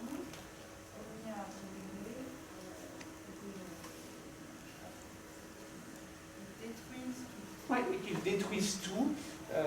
L'idée, c'est qu'ils s'attaquent à tout. Ils rongent tout, mais c'est l'idée de ronger quelque chose qu'on s'accapare, vous voyez. Ils laissent rien intact, quoi. Alors ensuite, le 26. Vous vouliez prendre la parole tout à l'heure, je vous ai empêché de... Allez, le 26. Poétique, ce n'est pas le gouvernement qui est sur votre travail. Non, non, soisit, donc, il a prêché. Il a, pardon Prêché. Alors oui, suadeo, dans ce texte, peut, dans tout le texte, peut, alors je ne sais pas si c'est se trouve chez les pères de l'Église ou pas, mais dans tout le texte, suadeo peut être traduit par prêcher. C'est classique, ça. Enfin, chez les pères, ça se trouve beaucoup. C'est ce qui va le mieux dans tout ce texte. Il a prôné, donc il a prêché. Voilà. Il a prêché initiam l'envie. Alors, c'est plus fort, immédiat que l'envie. C'est même la haine. La haine. Ouais. Il a prêché la haine inimites et satiates parmi les saints et les savants. Alors, c'est pas les saints, si c'était les saints, ça serait diwos. Et c'est pas diwos ici qu'on a, c'est diwes au nominatif. Diwes, diwitis, donc diwites à l'accusatif. Diwes, c'est-à-dire le riche. Donc il a prêché la haine, et le in veut plutôt dire contre. Il a prêché la haine contre les riches et contre les sages. Ah, le savant, si vous voulez, à la grève des hommes ignorants. Oui, des hommes ignorants, voilà, tout à fait. Des simples, hein, ça peut même vouloir dire des simples. Allez, qui prend le 27 ? Ah pardon, je l'ai oublié. Alors, corriwando. Alors, corriwando, ça veut dire détourner des eaux. Donc diriger, hein, par métaphore, c'est une métaphore assez courante, diriger, mais diriger quoi? La haine, hein, c'est l'inouïdiam qui est en facteur commun entre Souazit et Koriware. D'accord? En dirigeant la haine contre les riches et contre les sages. Les savants. Alors le 27. Non, c'est... Ah pardon, je prendrai le 28. Ou alors en guise de compensation, vous traduisez tout le chic, tout le deuxième texte. Vous réfléchissez à la proposition. Allez-y, vous avez... Hominem frequenter destitutum libero arbitrio dicit. Il dit hominem que l'homme frequenter destitutum est souvent privé. Libero arbitrio de son libre arbitre. Et non rarement confundit, il n'est pas rare confundit qu'il confonde. Fatum fortunamque, le destin et la fortune, cum deo avec Dieu. Oui, tout à fait, c'est très bien. Et vous voyez que là, ce il qui désigne plutôt. Alors, il désigne plutôt Muhammad, et on pourrait se dire, c'est bizarre, ça va contre le mouvement d'un texte qui se dirige progressivement vers le protestantisme. Alors je dirais que c'est pas du tout contradictoire dans la polémique de cette époque, parce qu'on retrouverait ça chez notre auteur d'un fétiche, chez Vives, par exemple, qui est un auteur très polémique, beaucoup plus satirique encore que philosophe à mon sens. Bon. Vives adore ce que j'appelle la concrétion de la cible. C'est-à-dire qu'il y a tout un ensemble d'individus qui sont devant moi, 13 personnes différentes, et je vais en faire un il au pluriel, ILS, et de ce il, je vais faire un il au singulier. Je vais progressivement agréger toutes les cibles pour qu'elles n'en fassent plus qu'une, et voilà. Et ça, Vives n'est pas le seul, et dans cette controverse, dans ces textes de polémique, on va avoir tendance justement à se représenter l'adversaire comme un adversaire unique. Donc le fait que Muhammad qu'au fond, l'islam se résume à Muhammad, va bien dans cet esprit de polémique et de controverse qui fige la cible. Et il y a une deuxième confusion, c'est que ceux qui appellent l'évangélique ici mélangent allègrement les thèses de différentes tendances. Alors, parce que sur la question de l'Eucharistie, évidemment, oui, il y a des grandes polémiques entre eux, des controverses. Tous les ariens. Et sur la question du pouvoir de remettre l'arbitrium aeuglovis en séculière, ça vise les Érastiens, mais pas du tout l'informer. Alors, ça c'est, comment dire, notre analyse à nous rétrospective, mais justement un autre but. Donc oui, hein, il y a des controverses sur la question du libre arbitre, controverses sur la question de la présence réelle du Christ ou pas dans l'Eucharistie, voilà, entre les protestants même. Et ce qu'il va faire à l'intérieur du texte, c'est de montrer, par exemple, d'affirmer que Luther s'est réduit aux positions de Butzer sur l'Eucharistie. Et donc, lui va, au contraire, montrer qu'ils sont tous d'accord. Et que quand on fait une distinction entre ce qu'il appelle les pneumatiques, donc bon, les anabaptistes pour dire vite, et les luthériens, en fait, cette distinction, à ses yeux, ne tient pas. Il montre qu'il la connaît. Et pour lui, c'est une fausse distinction, en réalité, que Luther, pour lui, a fini par se ranger à la réforme radicale. Allez, le point 28, pour finir. Alors, quod diebus festis sit laborendum manibus, quod sit laborendum, et qu'il faut travailler, manibus, pardon, et qu'il faut travailler, diebus festis, les jours de fête. Oui, il faut travailler les jours de fête. Je ne traduis pas manibus, parce que c'est littéralement qu'il faut travailler manuellement, qu'il faut un travail manuel. Je crois que nous, on dit qu'il faut travailler, en fait. Je crois que ça renvoie à ça. Je ne pense pas qu'il pense spécialement, et la suite montrera qu'il ne pense pas spécialement au travail manuel. C'est pas une expression... C'est pas non plus une expression figée, enfin laborare manibus, voilà, mais le rapport au travail est tel à cette époque qu'on ne pense pas forcément. Le complément d'agent que les mains doivent travailler. Enfin, ce sera un peu... C'est plutôt avec le parfait passif ou datif. Oui, oui, mais c'est pour ça. C'est ça que, moi, je le comprends plutôt comme un ablatif, de ses mains. Et ça me semble pas ici s'imposer de le traduire, de le rendre. Surtout qu'il ne va pas préciser ça par la suite. Pour moi, ce qu'il veut dire, c'est travailler, quoi. Je crois que dans notre univers mental, c'est comme ça qu'on le dit. Alors, bien, est-ce que vous avez des questions sur le latin de Postel pour ce que vous en avez vu là? Bon, c'est assez classique, hein? Oui.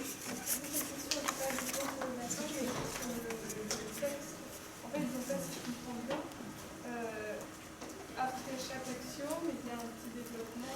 Il va y avoir des développements qui vont qui vont suivre une structure assez fréquente dans les textes polémiques, c'est-à-dire qu'on reprend les choses à réfuter et on va s'attarder sur le début et progressivement on va être de plus en plus rapide. Pourquoi? Parce que l'ennemi étant progressivement écrasé, c'est pas la peine de s'attarder, après ça a déjà été fait. Et avec des citations, des sources. Alors il va citer parfois le Coran, parfois ce que disent, voilà. Il va d'ailleurs les citer de manière très approximative, à chaque fois. Il y a une très grande perte, donc ça me permet de dire un peu un des intérêts de ce texte. Il y a une très grande perte de l'érudition qui est incontestable de Postel sur l'islam. Postel est un plus grand érudit, il a été dans l'Empire ottoman et il était déjà érudit avant d'y aller. Si on l'a envoyé, c'est parce qu'il avait cette érudition. Il y a une très grande perte de cette érudition sur l'islam entre son grand traité qui est le De Orbis Terrae Concordia, où il a tout un livre de 120 pages à peu près, dans mon souvenir, tout un livre qui est consacré à réfuter l'islam et qui montre son savoir. Et il en est très fier. Il en est très fier parce qu'il souligne qu'il est un des premiers, en fait il n'est pas le premier, mais il est en effet un des premiers, à réfuter l'islam sourate par sourate. Je prends la sourate 1, je la démolis. C'est fait, je prends la sourate 2, qui est plus longue, je la démolis. C'est fait, je prends... Et il y va comme ça. Et c'est pour lui une preuve de force. Il est capable, sourate par sourate, de montrer tout ce qui ne va pas. Voilà. Ça, c'est ce qu'on trouve dans son grand traité sur la concorde universelle. Il y a une grosse déperdition dans ce traité-là, justement parce qu'il est emporté par la polémique protestante, et il y a des choses qui sont tout à fait inexactes dans l'Alcorni et Listarum Concordia et Liber, dont il sait qu'elles sont inexactes puisqu'il montre l'inverse dans son grand œuvre. Mais c'est parce que, au fond, ce qui l'intéresse ici, c'est d'attaquer le protestantisme. C'est ça qui l'intéresse. Alors, avant de vous expliquer pourquoi ça m'intéresse, et ça c'est l'autre texte qui va nous montrer, qu'on va traduire plus rapidement, avant de vous l'expliquer, je veux quand même dire pourquoi moi j'ai trouvé intéressant de traduire ce texte. Quel est l'intérêt de ce texte, de ce traité-là spécifiquement? Bon, déjà, je l'ai traduit parce que quand on commence à lire un texte, on ne sait pas ce qu'il y a vraiment à l'intérieur, et bon, je ne m'attendais pas forcément à ce que ça soit une attaque contre le protestantisme plus qu'un texte sur l'islam.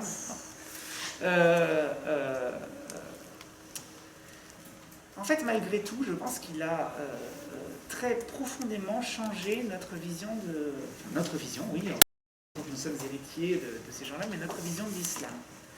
Je donne un exemple qui est pour moi assez clair.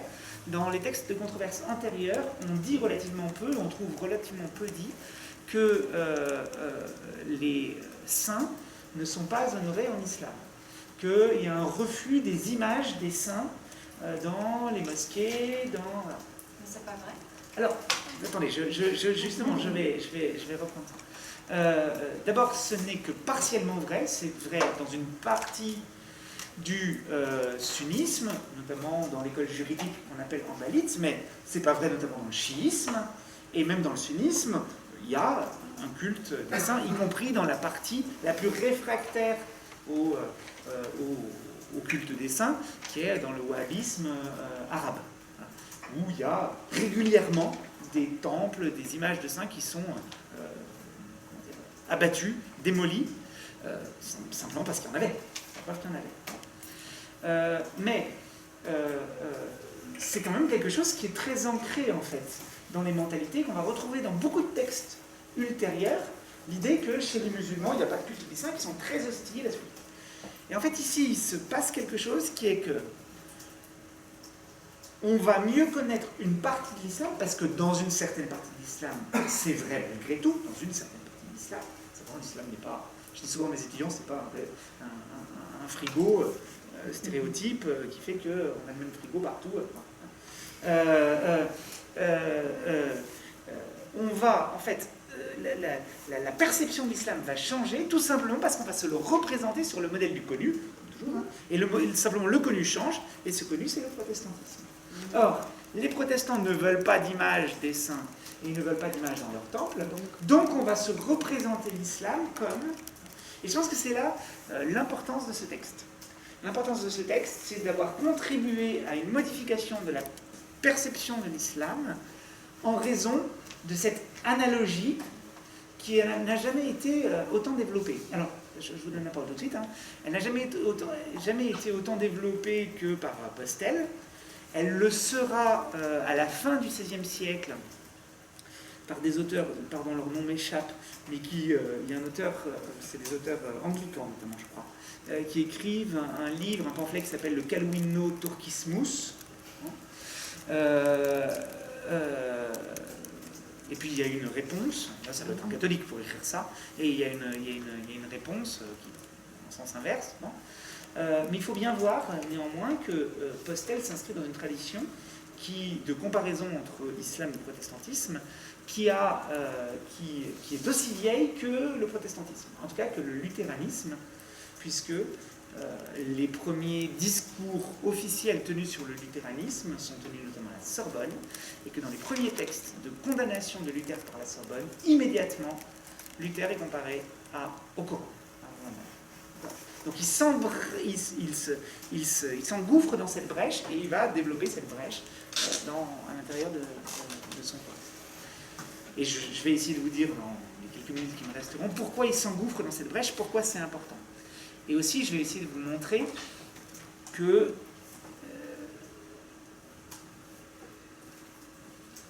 qu'il y a des choses qu'on est obligé de dire, et qu'il est obligé de dire.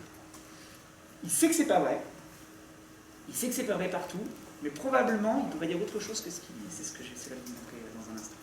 Oui, vous voulez... Non, en fait, ça rejoint complètement ce que vous dites, parce que je veux dire que par certains côtés, il n'innove pas tout à fait, puisqu'on considérait déjà Mahomet comme un schismatique, ce qu'on voit chez Dante, où il a les entrailles ouvertes, où à la fin de la légende dorée, on le présente justement comme ayant utilisé la religion et la religion chrétienne en la détournant de son fondement chrétien pour une valeur politique. Et donc, dans l'esprit du temps, cette comparaison éternelle de Mahomet comme un schismatique, etc., revient à l'époque, au XVIe siècle, à l'époque de Luther. Il est tout à fait logique de penser Luther comme un nouveau Muhammad, puisque Muhammad est en effet représenté comme un hérétique dès le départ. Je vous ai parlé de Jean Damascène 50 ans après la mort de Muhammad. Il écrit 100 chapitres d'un traité qui s'appelle Peri Héréséon sur les hérésies. Le 100e chapitre est consacré à l'islam. Donc ça veut dire que dès la fin du 7e siècle, l'ère chrétienne, dès la fin du 7e siècle, l'islam est, aussitôt qu'on en parle, qu'un chrétien en parle, l'islam est représenté comme une hérésie. Et ça dure, en effet. Alors c'est ambigu, hein, il n'est pas, là encore, hein, l'islam n'est pas un frigo stéréotypé, et la critique contre l'islam n'est pas non plus faite de frigo stéréotypé, puisque vous pouvez trouver, y compris sous la plume d'un aussi grand humaniste qu'Erasme, l'idée que les musulmans sont des ethniki, c'est-à-dire des païens. Et ça, c'est une autre tradition qui vient elle aussi du Moyen-Âge et qui consiste à représenter les musulmans comme des païens, et la représentation, là vous le voyez bien, est très différente de celle qui consiste à les assimiler à des hérétiques. Mais ça cohabite, tout ça. Oui. Est-ce que, inversement, c'est vraiment une question peut-être un peu bête, inversement, les protestants ont également utilisé ce type de réductio ad Mahometanum, c'est-à-dire contre le camp romain? Alors, notamment contre le pape, en fait. Hein. Notamment contre le pape, qui est présenté comme un antéchrist pire que c'est le premier antéchrist qui était Mahomet. Donc oui, évidemment que ça a été utilisé. Il y a tout un discours protestant. Moi, j'ai parlé tout à l'heure de la première traduction imprimée. La première traduction du Coran est une traduction latine. Je vous ai dit qu'elle datait de 1143.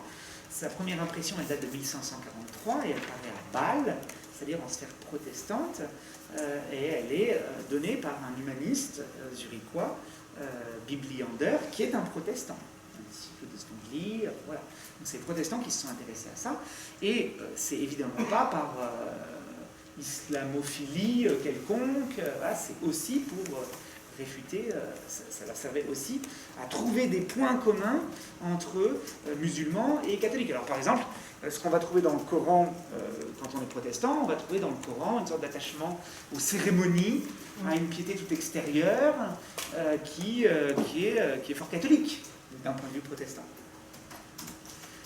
Donc oui, bien sûr, il y a aussi un discours dans l'autre sens. On utilise le Coran.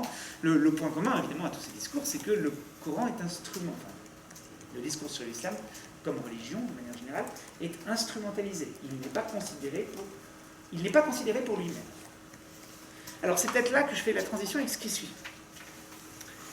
Il n'est pas considéré pour lui-même, d'après ce que nous en disent les textes. Mais si, en fait, il y a un intérêt propre pour l'islam. Ça, c'est un peu... Là, je suis en train de défendre une thèse. Hein. C'est-à-dire que je ne pourrais pas vous le démontrer. Et ce qui est très embêtant, c'est que si je cherchais à vous le démontrer, je deviendrais aussi zinzin que Postel. Parce que je chercherais à vous démontrer quelque chose dont je vais essayer de vous montrer qu'en fait, je ne pourrais jamais le démontrer. Alors, je vais essayer de préciser ça pour que vous n'entriez pas dans une folie totale immédiatement. Je suis absolument convaincu que quelqu'un comme Postel a un intérêt propre pour l'islam. L'islam l'intéresse. Il sait que ce qu'il dit là est caricatural, que c'est partiellement inexact, qu'il le sait. Mais il ne peut pas dire autre chose que ce qu'il dit. Et donc, dès que vous avez à travailler sur un texte du XVIe siècle qui a trait à de la controverse religieuse, posez-vous cette question. Au fond, vous êtes tous à peu près peut-être profs, non, il y a des profs de philo, mais en tout cas, quand on est prof de lettres, un problème qu'on a quand des étudiants travaillent sur du théâtre, c'est de leur rappeler qu'il n'y a pas simplement un personnage qui parle, mais que le personnage parle à un personnage en face. Ça déjà, quand ils ont compris ça, ça autant, mais qu'en plus, il y a toujours soit une personne sur la scène, soit, et de toute façon, il y a un spectateur, et que donc il faut qu'ils arrivent à penser triangulairement. Pour un texte de controverse, c'est la même chose. Avant d'immédiatement analyser ce que dit la personne, demandez-vous à qui elle le dit, et demandez-vous aussi, ce qui est beaucoup plus dur, et qui nous fait rentrer dans le domaine des hypothèses, devant qui cette querelle a lieu, devant qui cette controverse a lieu. D'accord ? Alors, je vous explique pourquoi je dis ça. On n'aura pas le temps de traduire ensemble l'autre texte, et vous êtes tous extrêmement soulagés, surtout Dorine, qui sentait qu'elle allait tout traduire. Mais je vais vous le lire quand même, ce texte, et je vais vous dire pourquoi enfin, je vais vous en lire la traduction, et je vais vous expliquer pourquoi il me semble qu'il est intéressant. 13 minutes. Ouais, je le prends pas en traduction, on n'aura pas le temps. C'est pas la peine, je préfère. Donc on est là dans la préface de ce traité, de cette comparaison entre le Coran et les évangélistes, et Postel explique des déboires qu'il a rencontrés. En fait, il a écrit un grand traité, le traité dont je vous ai parlé sur la Concorde universelle. Il l'a écrit en l'hiver 1541-1542, il explique qu'il faisait très très froid, pas de réchauffement climatique, qu'il voyait sa bougie s'éteindre régulièrement, la buée qui sortait de sa bouche, enfin, c'est très émouvant. Il faisait froid, il a écrit ça en 2 mois. Et il souligne d'ailleurs qu'il a écrit l'équivalent de la Cité de Dieu de Saint-Augustin en 2 mois. C'est bien. C'est bien. Donc il a fait ça. Et donc lui, il s'apprêtait à faire ce qui était son projet, à partir en mission. Puisque hop, il allait prendre le train. Et puis il s'est rappelé qu'il fallait quand même soumettre le texte aux théologiens de la Sorbonne. Et là, un problème. Voilà les problèmes qui...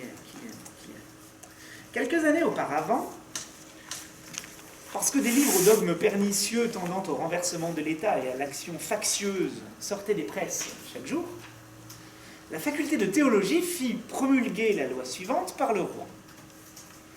Aucun imprimeur nulle part n'aurait le droit d'imprimer ou de distribuer où que ce soit des livres récemment publiés ou augmentés qui n'eussent au préalable été visés et validés par la dite faculté. De nombreux imprimeurs auraient acheté cher les copies de mon manuscrit, tant pour la nouveauté de son sujet que pour son exposé des histoires muhammadiques susceptibles de plaire à notre siècle.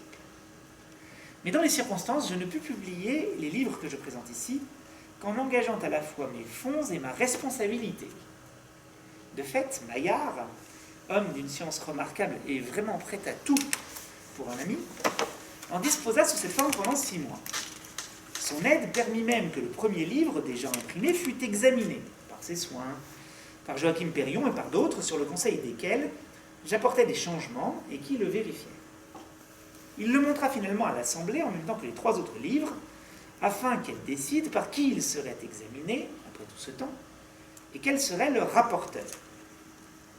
C'était déjà chose faite quand une personne seule, contre l'avis de tous, les dissuada tous, comme il est de coutume, de soumettre le texte à délibération. Sans reproche, je parlais, paraît-il, des théologiens comme de sophistes. Telle fut la raison pour laquelle on proscrivit l'innocent Postel, alors qu'il a rendu service à l'ordre auquel ils appartiennent. Voilà comment, en vertu d'une loi royale, je suis tyrannisé. Cette œuvre est rejetée comme ne concernant pas la faculté, sans avoir été condamnée ou même examinée. J'aurais pourtant cru que les hommes pieux du monde entier, non seulement les chrétiens, non seulement les théologiens, mais les chrétiens, se feraient un devoir d'encourager et de soutenir de toute leur force, là j'ai oublié quelque chose, de toute leur force, totis conativus, une telle entreprise, quel qu'en soit son auteur. On expertise, on autorise, on examine 600 sornettes et balivernes qui contribuent à l'écroulement de l'univers, on encourage la barbarie, il laisse vendre le Coran, et des théologiens interdisent d'en imprimer une réfutation. Là voilà l'équité de cet ordre. Abuser de l'autorité royale, refuser l'examen de ceux qu'on lui soumet.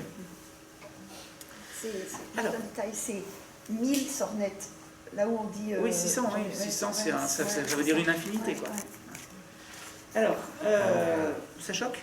Il semble que ça choque. Moi, je garde toujours le 600, ça veut dire une infinité de sornettes. Oui, ça choque? chez nous, c'est plutôt 1000 qu'on emploie, non? J'ai entendu 1000 fois cette histoire, tu dis j'ai pas entendu 600 fois cette histoire. Ouais, ça m'a... C'est un peu de détail, hein, vraiment. C'est un intérêt limité. Oui, je sais pas, c'est possible que je... Enfin, tu vois, je le sais, mais je sais pas, je me disais que ça choquait pas forcément. Alors, bon, pourquoi j'ai choisi ce texte? J'ai choisi ce texte parce que là, vous avez vraiment souvent, il y a une sorte, on se demande un peu ce que c'est que la censure dans ces siècles-là. Là, vous avez vraiment le processus de la censure. Donc, Postel explique qu'il s'est passé quelque chose quelques années auparavant. En fait, en 1520, exactement, la censure est instaurée en France. En 1520, parce que on a à juger des écrits de Luther qui commencent à se répandre.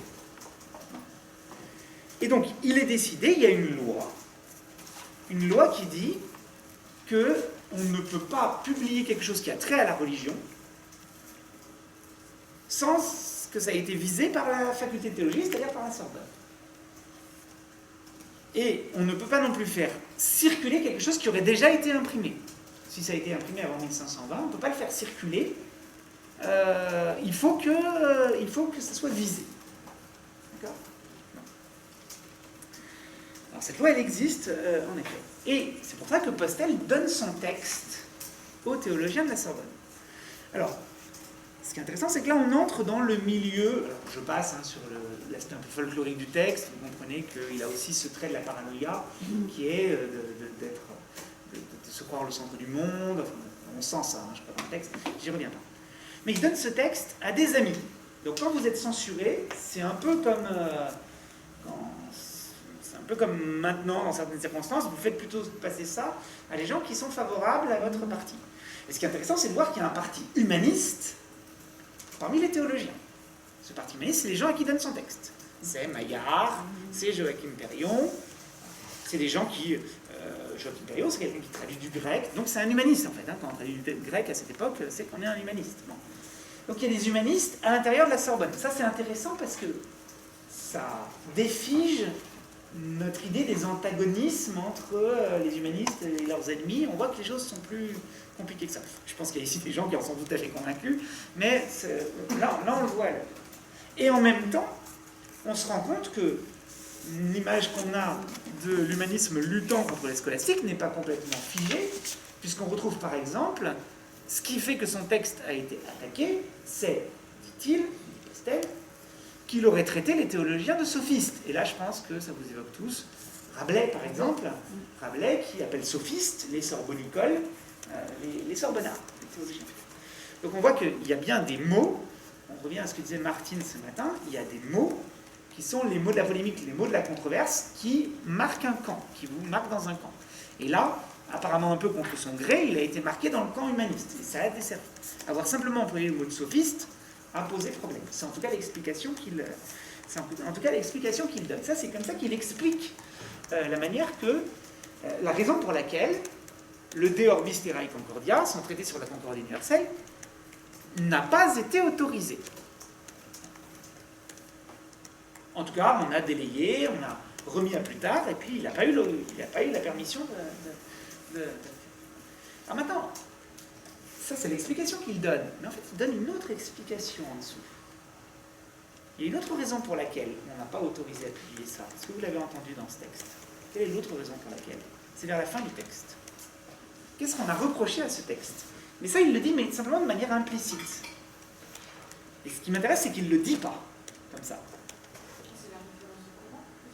C'est la référence au Coran. Il dit, il vous dit pas, on m'a reproché de m'être intéressé au Coran. Il dit, on laisse vendre le Coran et on ne laisse pas vendre une réfutation du Coran. Et on sent bien que c'est là-dessus, en fait, qu'il s'est joué quelque chose. Et alors que le traité sur la concorde universelle, qui comporte 4 livres, n'a qu'un livre relatif au Coran. On sent que c'est là qu'il s'est joué quelque chose.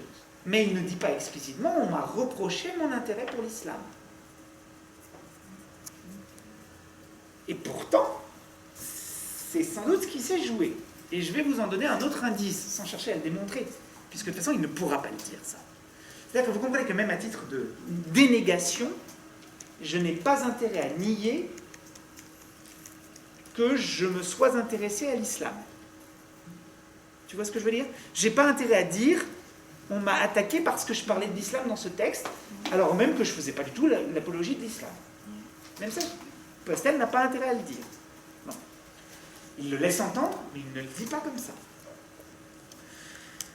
Alors, quel est l'autre indice qui montre que c'est probablement ce qui est là que se jouait un certain nombre de choses?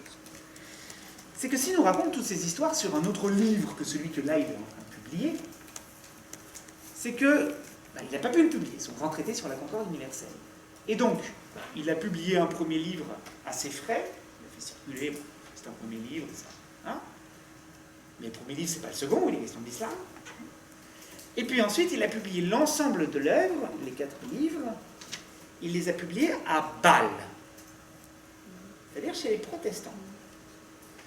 Donc les protestants sont plus ouverts à l'étude de tout ce qui a trait à l'islam, puisque en 1543, c'est-à-dire la même année, on imprime le Coran en latin, à Bâle. Donc c'est là qu'il donne son livre. Mais attention, si je donne mon grand œuvre, mon traité sur la concorde universelle, si je le donne aux protestants, évidemment, je me fais une réputation d'hétérodoxe, voire d'hérétique, non sum hereticus, comme on disait ce matin. Et donc, je vais écrire quoi? Je vais écrire une comparaison entre le Coran et le protestantisme, dont je dirais, c'est ce qu'il dit un peu après ce texte-là, dont je dirais qu'en fait, cette comparaison, elle devait initialement se trouver à l'intérieur de mon grand traité sur la concorde universelle. Mais ce livre-là, je vais le publier à Paris. Parce que comme ça, à Paris, je pourrais dire, oula, mais moi je suis un bon catholique, regardez comme je tape sur les... Et là, vous comprenez à quel point l'enjeu n'est pas de tenir un discours exact sur l'islam. Mais il n'abandonne jamais sa conception catholique. En fait, quand je lis ça, je sais que je suis en train de lire une personne catholique qui parle, parce que sa métaphysique, la manière dans laquelle il construit la réalité, essaye d'expliquer les axiomes, c'est avec un vocabulaire catholique. Oui, tout à fait. Mais on ne jamais ça. Mais non, Et en fait, attention, je ne suis pas en train de vous dire que Postel est un crypto-protestant, hein. C'est pas du tout ça. Je suis en train de vous dire que ça de fait, enfin, il est passé par des épisodes suffisamment douloureux pour qu'à chaque fois, on ait bien reconnu qu'il était catholique. En ajoutant qu'il était zinzin, mais qu'il était catholique. Bon. Mais ce que je veux dire, c'est que néanmoins, ça posait problème de publier à Bâle. Et il craignait qu'on ne l'attaque là-dessus. Et donc, il publie, alors même que lui-même se sent catholique, se dit catholique, très vraisemblablement l'est, je vous rejoins, il publie ce texte de comparaison entre l'islam et les protestants. Pourquoi? Pour autoriser la publication de ce qui lui importe vraiment, c'est-à-dire ce grand traité sur la concorde universelle. Ce texte lui sert à ça, lui sert à autoriser cette publication. Et donc, pour autoriser ces publications, on va pouvoir tenir des propos sur l'islam qui sont très en dessous d'un point de vue de la connaissance, de l'information, ceux qui sont tenus, par exemple, dans le grand traité. Parce que ce qui importe, c'est de prononcer le grand traité. Mais, et après, je vous promets que je vous donne la parole. Hein. Mais, qu'est-ce que ça veut dire? Ça veut dire que quand vous avez affaire à des textes, alors moi je travaille sur les représentations de l'islam, notamment sur les textes qui ont trait à l'islam. Il faut toujours que vous pensiez une forme de, pardon pour ceux qui savent que c'est mon dada, une forme de maladresse. Qu'est-ce que je veux dire par là? Je veux dire par là que je ne peux jamais m'adresser à vous directement. Il faut toujours que je pense qu'il y a la personne qui est juste à côté de vous et qui me regarde et qui risque de trouver que notre dialogue pose problème. Donc je ne pourrais jamais m'adresser librement à vous. Et si je vous parle à vous et que je parle en même temps à la personne qui est à côté de vous, comme ça, et que j'essaie de regarder toutes les deux, je vais être... Et je pense que pas mal de textes, et notamment le texte sur le traité, c'est ce que j'essaie de montrer en ce moment dans mes travaux, ce grand traité sur la concorde universelle, est un texte qui est mal foutu. Notamment dans ce livre 2 sur l'islam, on peut être très frappé de constater qu'il dit, alors voilà, parlez bien aux musulmans, vous ne leur parlez pas tout de suite de Muhammad, vous ne parlez pas tout de suite du Coran, vous les agressez pas, hein, et maintenant je vais réfuter le Coran. Sourate 1, je tape dessus, bon, ça paraît complètement incohérent, enfin il vous dit qu'il ne faut pas faire ça, il le fait. Mais c'est simplement parce qu'il y a ce qu'il sait qu'il faudrait faire, et puis il y a ce qu'il sait qui doit être fait en fonction de toutes ces contraintes politiques, de cette censure à laquelle il doit aussi parler. Et donc, ça fait un texte maladroit, parce qu'il s'adresse à des gens qui voudraient parler aux musulmans, mais il s'adresse aussi à des gens qui ne veulent pas qu'on parle aux musulmans. Et ce qui m'intéresse dans ce texte-là que je viens de vous lire, c'est que ça montre de manière très concrète la simple difficulté que pose un intérêt pour l'islam, pour un penseur comme Postel. Vous vouliez dire quelque chose? Vous vouliez intervenir? C'est ce que vous avez conclu, donc ce dont vous parlez dans le cadre de l'émission entre ces deux œuvres, ce serait en fait factice, ce serait justement ne pas montrer trop d'intérêt pour l'islam, ne pas montrer une connaissance trop précise. En fait, il va la montrer, cette connaissance. Il la montre dans le traité de... Mais là, la priorité à ce moment-là, c'est de montrer que je ne suis pas protestant. Donc, ça implique un certain nombre d'approximations qui ne posent pas problème, parce que je crois que mon lecteur aura bien compris en voyant ça, que mon grand œuvre, celui qui est aussi long que Saint-Augustin, que j'ai écrit en 2 mois parce que le bon Dieu m'a aidé, etc., c'est le traité de la concorde universelle. Mais je dois autoriser ma publication. Vous voyez, c'est ça en fait le processus. Je n'ai plus la chronologie que tu as donnée en tête. Il écrit...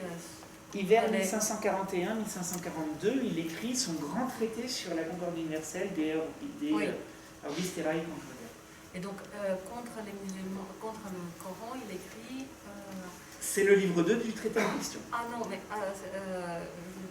il écrit avant ou après son ambassade Après la première après son premier voyage en Orient. Il est en fait allé 2 fois en Orient. Il y est retourné en 1549. Après son premier voyage Donc, quelque part, ta thèse, comme quoi il a un intérêt personnel, peut se justifier aussi par une connaissance directe de ce monde-là. Oui, oui, bien sûr, oui. Par une expérience qu'il a eue direct, dans un contact... Et en même temps, comme humaniste, il peut y aller vraiment pour chercher des textes, pour aller chercher des manuscrits, pour des intérêts qui ne seraient pas seulement religieux. Voilà. Oui, Ce que je veux dire, c'est qu'il serait très difficile. En fait, on a un penseur dans ce néo-latin qui nous intéresse.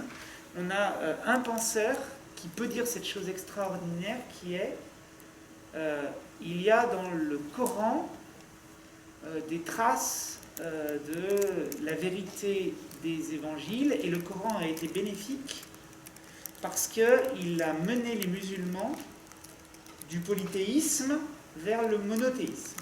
Il y a une personne qui a dit ça, cette personne c'est Nicolas de Cluse, et c'est au milieu du XVe siècle, en 1460, dans un traité qui s'appelle la Cribratio al-Corani, l'examen du Coran. Nicolas de Cluse, à ce moment-là, est le deuxième personnage après le pape dans la hiérarchie de l'Église. Il peut dire ça. Pastel ne peut pas dire ça. Alors, lui est le pape, il est le pape angélique. Et comme personne ne reconnaît le pape angélique, voilà, il ne peut pas dire ça. Oui. C'est ça que je voulais montrer. Je crois qu'on est à peu près dans les 2 heures. Allez, merci de votre attention.